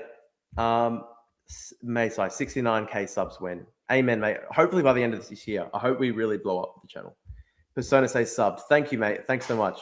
I hope I can hit I hope I can hit like 100k like by the end of the year. That would be sensational if I can do that. I hope so. We're back. The debate. 7,998 subscribers. We're very close now, guys. Very close. 2 subscribers off. Time now to hear from a few more of our viewers who've been watching at home. What is my opinion on who won? I think both are really. It really could go either way. If you get 100k subs, do a flip on the stream. Amen, mate. I will. It's a really tight contest. Liberal stronghold for 73 Drew, can you do a flip from a standing position? Amen. Absolutely. Easy as. Nicole Flint retired. Labor's Louise Miller-Frost picked up the seat for the ALP. And now Nicole Flint is running again to try and get the seat back into coalition hands. So let's head to a living room there. We've done it. 8,001 subscribers. Thank you, lads. Thank you, everybody. 8,000 subscribers. We're starting slow, but we're going to get there. 80,000 subscribers. I think Beautiful. tells a lot of lies around nuclear energy, particularly around who's going to get these jobs. I definitely think that Albanese won, both in being succinct as well as having a direct plan. On the topic of housing, who do you think has the stronger housing policy? I'm sure, do you own a home yet? Absolutely not. I think Anthony Albanese did far better. Peter Dutton just lies all the time about housing. Every single issue that he identifies with housing has the complete wrong meaning behind it. On the topic of cost of living, who do you think won the debate tonight? I reckon Albanese did far better than Dutton. Dutton, all he really said was the cut to petrol costs for 12 months, whilst Albanese, he's doing stage 3 tax cuts. He's doing he's keeping. These guys are all really lefty, I have to say. All right, well, there's a share house with a pretty clear set of views in Adelaide. They know where they're voting tonight. Let's zoom in on the Victorian seat of Aston. Labor broke. Yeah, aiming to become PM of Australia. By-election. Oh, look, mate, I don't think that's for me. But if the people drafted me in, I'd have to accept the responsibility. In 102 years. Now, Mary Doyle's seeking a full term in Parliament up against Liberal Manny Cicello. So let's. I think Albanese won the debate, but it wasn't a very good debate. It was pretty depressing. In Bayswater, get their views. Cost of living is on the tip of everybody. Pablo must be like 100% correct on the biased and cringe predictions. Yeah, I knew that. As soon as you said share house, I was like, "Yep, these guys are going to be fucking communists." Basically, I think there's still a lot of pain and a lot of. What can you do? It's the same. Of Aston, they're talking about themselves rather than what they can do for this country and for their people. I've got to the point there that they're both of the same side of the coin. I think we got out of it. Very alternative history content to think about, Drew. Drew leads a march on Tibet, and we liberate Tibet, and we make a free and independent nation on the same with side. nuclear weapons. Beautiful. He had 3 years to do that, and he's only pulling them out now. All right, some considered views there. A major battleground for both parties this election is Western Australia, where it's always a fight for votes. There's a showdown brewing in Perth's southern suburbs, the seat of Tangney.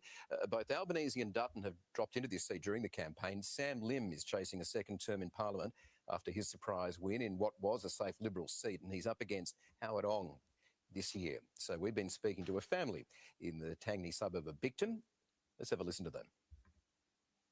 They all say these things, but they don't actually deliver them. So I'm not sure. I would say Albanese, but Dutton actually, he has impressed me quite, you know, he's been quite good, but I'm just not sure that he can actually deliver what he's promising. So it's the devil you know and the devil you don't. Well, almost, Is that yeah, expression? almost, yeah, yeah. How do you not know? How do you not know? I believe that Albanese Dutton has got a better case. I mean, because he's a sitting prime minister to start with, so he's sure is a good Christian boy. Well I said, have sir. done this, Well said. whereas Dutton can only say, "Oh, I'm going to do this," and we have to take on face value that he would work. We just don't know. All right, so some views from the suburb of Bicton in Perth there. Now, here it is, time to reveal the third and final round of results. Let's see the from our result. undecided viewers and voters upstairs. Now, Dutton won on defence, fairly convincingly there with 43%. Anthony Did you watch Nick received Clinton's on Infowars with 30%, Alex a Jones? lower I actually one. This didn't. came Maybe I from should do that for the next undecided stream. Of 20%, but a clear win there for Peter Dutton on defence. Our Hot Topics segment, Anthony Albanese received 50% of the vote in those rapid fire parts. Peter Dutton received 14%, I'm sorry. So last year I got through about Lot of 30 undecided books, I there. think. That could be a And tonight. Peter Dutton's in got a a few good days year, to maybe I try get and through turn 30 them books. around. That was on the Hot I want Takes to boost this year. that. I would Let's like get to some try to get insights, to a though, point where I'm from reading the like a book a jury week. why they voted I know this some way. people who read like Saw 100 on books a screen. year, and like, you know, Monique, I'm very what's the impressed by those jury people. been That's what I telling you really on like each to of get these to. topics? Fascinating to see that result on defence there. Tarquin and Marilyse, what did you think about what each said about security? And Big do you fan, feel Drew. any Love your tweets safer calling after out what Hassan you've heard Parker. tonight? Thank you, mate. I I don't appreciate know it. that I Good feel stuff. particularly Smash safe. the It was very Hassan. encouraging to see both parties indicate that they would work with the US, who has always been our biggest defence ally, no matter who is their leader. It was encouraging also to see that both referred to Australia as the best country in the world, and they both are interested in defence. The one slipping point for Albanese may have been that he prevaricated about actually saying the word China when we all know in China. I agree with this bloke. here I in actually the agree with this room, bloke. in that room, that China's probably the biggest conflict with our own interests in our region and in the world. And we did hear Good Dutton answer say like that, that. didn't we? But I would say that the biggest result in the room here tonight was part of that rapid fire. Son is a Turkish and it was internationalist, the a fun answer baby who on pretends to the be communist. Well cost said. of a carton of eggs. What did you think of that? Mr. Dutton said that he thought that it was around $4. For any of us who are at the shops all the time, we know that it's about double that. It was really shocking to see how somebody can be so out of touch with a carton of eggs. It's such a talking point at the moment as well. Like, everybody knows that. Everybody in Thanks, here pretty much Steve. burst into Appreciate it, laughter when mate. he said that. It was very, very surprising. Okay, we also heard Peter Dutton call Elon Musk an evil genius. Do you have any thoughts about that, Margaret? I think he's quite right. Yeah, people don't really like Elon, eh? You're right. Now, you're voting in this election Well, good for on the you, second Margaret. time, and you're I very think that's proud true. to be doing that. You know, you have moved here, you've immigrated here. Was anything that was said tonight stand out to you? Well, they were talking about the skilled migration. What about the skilled migrants that we already hear? That's a great How Spanish can accent. they support, for example, to recognize the overseas studies? True, well said, Mayside. I haven't heard anything about it yet. Yeah. Okay. Tried a terrible nightmare when I was younger of Chinese girls just swarming my local beach. It was very vivid. It's very scary, mate. It's very scary. But then if we go back to those big issues, I know, Brendan, we were talking earlier about you've got two daughters, they're 18 and 22. Yeah. None of the policies had inspired you. It's possible I'll never be able to get up from here, so you may I lay my own eggs. Yep, mate. I've become a hen. I've become a chicken. Tonight inspire you Thanks, and man. make you believe that that policy would change your life? Not really. I mean, my youngest daughter turned around to me the other day and said to me she's got no idea when she's going to move out of home. She's 18. She doesn't think she'll move out by the time she's 30. So that's kind of concerning for me. And the first home buyer's green, she's quite young. So I'm still undecided. There's nothing really that's swaying me either way. First home buyer's green doesn't affect me. So yeah, I'm still sitting on the fence with them both. Okay, well, I'll be remaining down here. I think it's safer for everyone. The team from Roy Morgan are here. They're correlating everything. Of course, we want to know the big one, who everybody in the jury room said won the final debate. So we'll check back in with you soon with that. Oh, they're so annoying to just drag this out. Dragging it out. Okay, getting up there, Mon. Give it a go. He'll definitely be Let's, Albo get winning an the idea overall from our debate, panel though. now about how I they think feel that's about it's this, pretty obvious this from the final answers. round on the topics there. Andrew, I'll go to you first. Should debate Bad and There's a lot of Panada. I don't laughter know. with, I draw the line at people what who hitting like the have other actually person advocated does next. killing me. Yeah, look, not the best moment for Peter, but I'm not sure the last time he went to a supermarket. But we'll give him a lead pass for that. But I think on defence he picked up well. On defence, well, that's his safe space, isn't it? I mean, he's spent his entire political career in portfolios that are designed to keep Australia safe, whether that be an immigration minister, whether that be defence, whether that be home affairs. So it comes naturally Is defence to enough him. to build on, though, in the final days of the campaign? Is that going to get the undecided over the line to vote for him? Well, I think a lot of that support is already baked in. They have an 18, 19-point lead on national security and defence. So it's kind of preaching to the choir in that regards, but it does kind of put them up against a government that has, gives lip service to defence and national security. Kata, there's some flat spots for the Prime Minister in here. There seemed to be a good vibe, if you want to call it that, about his optimism, his positive responses, his considered longer responses. But on the really crucial issue of housing, he was low at about 35% versus Peter Dutton's 30%. It needs to be higher than that to convince Australians struggling to get into homes that he's... Bad and Panada seems like a psychopath. Look, it The was politics an is just interesting medium finding between tonight, but the arguing thing I'd policy say doesn't is really that matter. Absolutely, like Peter that's has done literally well how I during the describe it. campaign. What That's what absolutely Prime how I Minister describe did well it. tonight I don't know. was Bad he and Panada set is that like in politics, so he can deceptive find during his he can have an campaign. excuse When we to look just at the like terrorize research people. publicly, we could see that A people lot of can fucking easily psycho people name like that, Labor's seriously. policies when it comes to housing. The 5% guarantee to get into the market, and the reality is Peter Dutton just can't communicate it in the same way. So I was surprised that it was closer in the panel tonight. Maybe that was the responses, but we have seen overall Labor is leading on this issue. Ben, the opposition leader really needed to hit it out of the park tonight, did he? Did he, do you think, or not? Not quite. Not quite. He had a few opportunities. The Prime Minister is hopelessly exposed on this issue of, he was talking about tradies. The tradies that he's putting through TAFE at the Dropping the moment C-bomb are going is to be that useless necessary? on building sites On for Bad at and least Panada, 2 yeah. years, probably 3. And by the time they know the right Yeah, it shouldn't be controversial to say have immigration at pre-COVID levels. We were there a couple of years ago. It's like not radical. No one's talking about how we're going to build all these houses.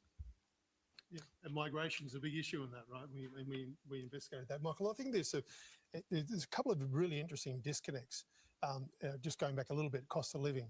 Now, what Peter Dutton is suggesting at this election is a lot more upfront than the Prime Minister is, right? He's talking about $1,200 tax back at the end of this the next financial year.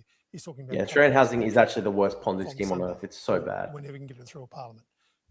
So he's actually front-end loaded a lot of the money, that the support that he's giving to people in cost of living. Yet people apparently would prefer structural change, a small tax cut.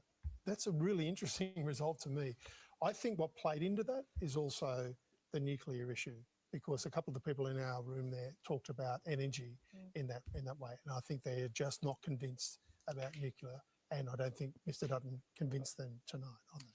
All right, Mark Riley, our panel, stand by, because Australia, the time has come. All the votes... It'll be Albanese. I'm predicting that the audience went with Albo. Mitch on the floor here to hand me the big envelope. The people in that room have... Based on those other That's responses. what I've been told. There we go. We've got the winner is here. I'm going to reveal it in just a minute. Stand by, everyone. Stand by. It's so annoying, eh? I've got the winner. One more ad break. One more ad break. Bloody hell. No, it'll absolutely be Albo based on those other based on those other responses.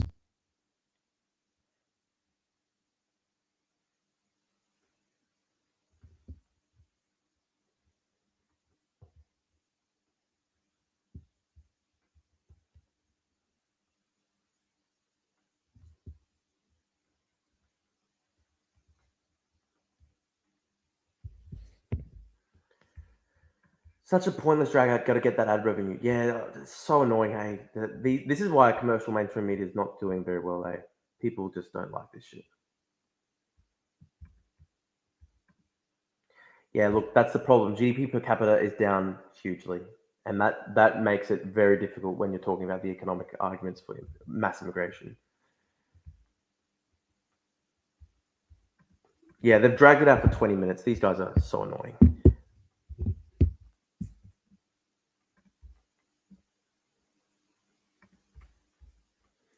But yeah, guys, what do you think the final results will be? I think it's going to be Albo winning this debate because the answers on cost of living were like 60 to 10, which is like obviously like pretty devastating for Dutton.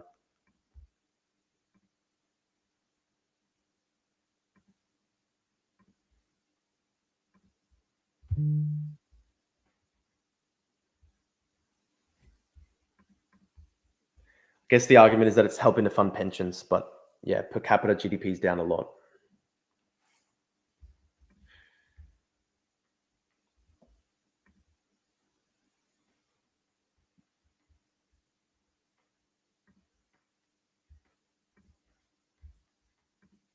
Dutton wins on virtue of his immaculate charm, personability, and good looks.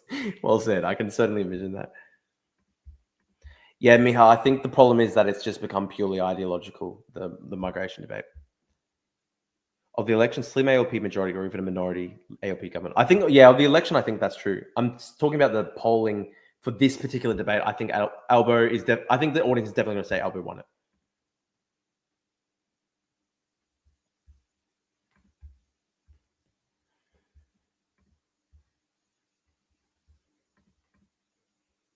Hey, if you've seen younger Dutton, he was good looking. Okay, thank you. Thanks, mate. Good stuff.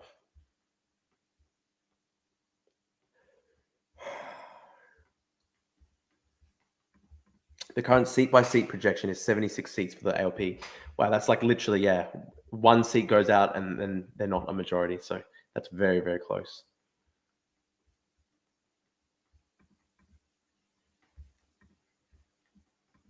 Look, I think historically mass migration has largely worked in Australia. It's just a question of whether it's still working. What are your favorite mass media franchises? Are you into Warhammer 40k? I've never really gotten into Warhammer 40k, guys. I'm sorry. Mass media franchises. Damn, I'm not sure actually. I'm not sure. Like, give me some examples.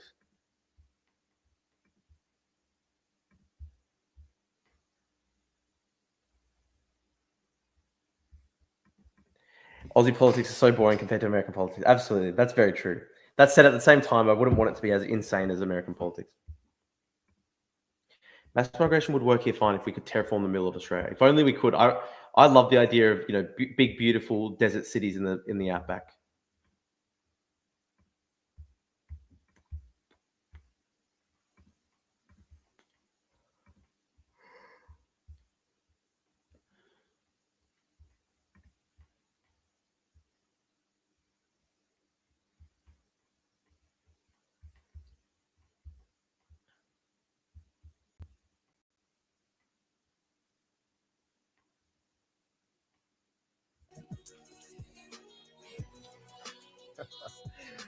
All right. Well, Australia, the time is here. We can now tell you who won tonight's final showdown. I don't know if we've got a drum roll. We've got a bad envelope here. I can reveal. Mass Effect, Star Wars, Harry Potter, Alien v Predator, Call of Duty. The winner I love is Seinfeld. I do love Anthony Seinfeld. Albanese winning over 50% of our voters this evening. Peter Wow, that's pretty dominant. 25% of the votes. 25% undecided. Now that's incredible. I mean, if you can get those 25%. Hopefully they wouldn't be doing deals over with the the Greens. line, Greens you are too could maybe crazy now. speculate that Peter Dutton's got a chance, but a clear winner here tonight. Thoughts on Your pulling take Hampton, on those very low results IQ, now, very undecided idiotic votes? low Look, IQ I person. think Peter Dutton came to the debate tonight with two intentions: to prosecute a case that there needed to be change, that things were so bad, so bleak in Australia, that only a change of government would fix that. And the second thing was that he was going to be a bit aggressive. He was going to aim up, and that he was going to put it on the Prime Minister, and particularly question his integrity, his truthfulness. Yeah, I maybe think they'll he do a deal with achieved the Teals. the I don't know. second. I don't really think like he the achieved Teals either. first. But in achieving the second, I think he might have turned a few people off by being aggressive. And I'm hearing that message from around the country. I'm not surprised that political science university students in the share are saying what they say. So, yeah. fair enough. But of our Teals are better than the Greens, that's true. undecided voters there, 25% still undecided. They're the people that Peter Dutton needs to win out these last 6 days. All right, panel, back to you in a minute, but let's, to Mark Riley's point, let's go and see why the jury voted this way tonight, our undecided voters. Monique, you're there with them. Yes, indeed. How fascinating those results are tonight. And because most of the people that came here today really had no idea who they would end up voting for, several of them have decided as a result of what you saw tonight. Melanie. Albanese. I feel like his promises are more transferable to the everyday Aussie. Okay. Kerry, how did you feel today? I don't believe Labor's delivered for my community, Granville, and based on what Dutton said tonight, I think he will deliver more fiscal responsibility and equity and listen to us. Okay. Sharon, what did you think? I actually have swung to Dutton. I don't see him as being aggro. I see him as frustrated. I actually, on vibe, I think he's more truthful and I trust him, believe him more. I think he knows his statistics and his data confidently, yeah. Okay, and Mark, you're one of these undecideds. Yeah, you know? I'm definitely going to go with the independents, I think. Okay, so we may see that in that big 25%. A lot of people nodding their heads. Can I just ask, who is still undecided after what you've seen tonight? Raise your hands. Okay, How can you who still be now knows who undecided? they're going to vote for? Interesting. Was there one thing that got you over the line? Nothing got me over the line. I'm still undecided and working out which independent I'm voting for. Agreed. I'm still deciding and I'll definitely go home and do some more research. Yep. Okay. What has been fantastic, Michael, is just how engaged they all are. You know, that has been fantastic. They No, were it just seems to me like they're pretty unengaged. hanging by every word that was said, laughing in the funny bits. You know, it's If terrific. Albanese had a Thank more you all progressive so leader, much would for this be a coming whole here. different story? Yep. I don't know, We because can then get you'd into have packet of them chips that we bleeding a gave lot you. more votes to their right. We didn't offer them a hell of a lot. So thank you for being here for democracy. Yeah, what do we give them? One packet of chips to share amongst all of them, probably. Is that how far the budget extended? Yeah, all right, Mon. Thank you very much for that. Andrew Caswell, I'll go down to the end to you. Look, the jury has decided, those undecided voters. I think there's a headline in there that still 25% of them don't know what they're doing and will go to independence. Your take on tonight, who do you think actually won? Yeah, it's certainly not the way that I saw the night. I think Peter Dutton was probably at his sharpest that he's been out of all. All right, guys. I think I might call it a day here. Cost of living and Streamed for 2 hours and I think also about 10 minutes. Anthony We've Albanese hit 8,000 subs on my channel. Thank you so much. If you guys are watching, please consider liking and subscribing. Help me reach more people. really put him under And appreciate it, guys. Appreciate it very much. Thanks for tuning in. And I'll see you tomorrow with 14 days into this mission to hit 100 streams in 100 days. So it's very much equivalent to what's going on. So I'll end it here. Thank you, guys. Thanks so much. Do you think that was a clear win for Anthony Albanese tonight?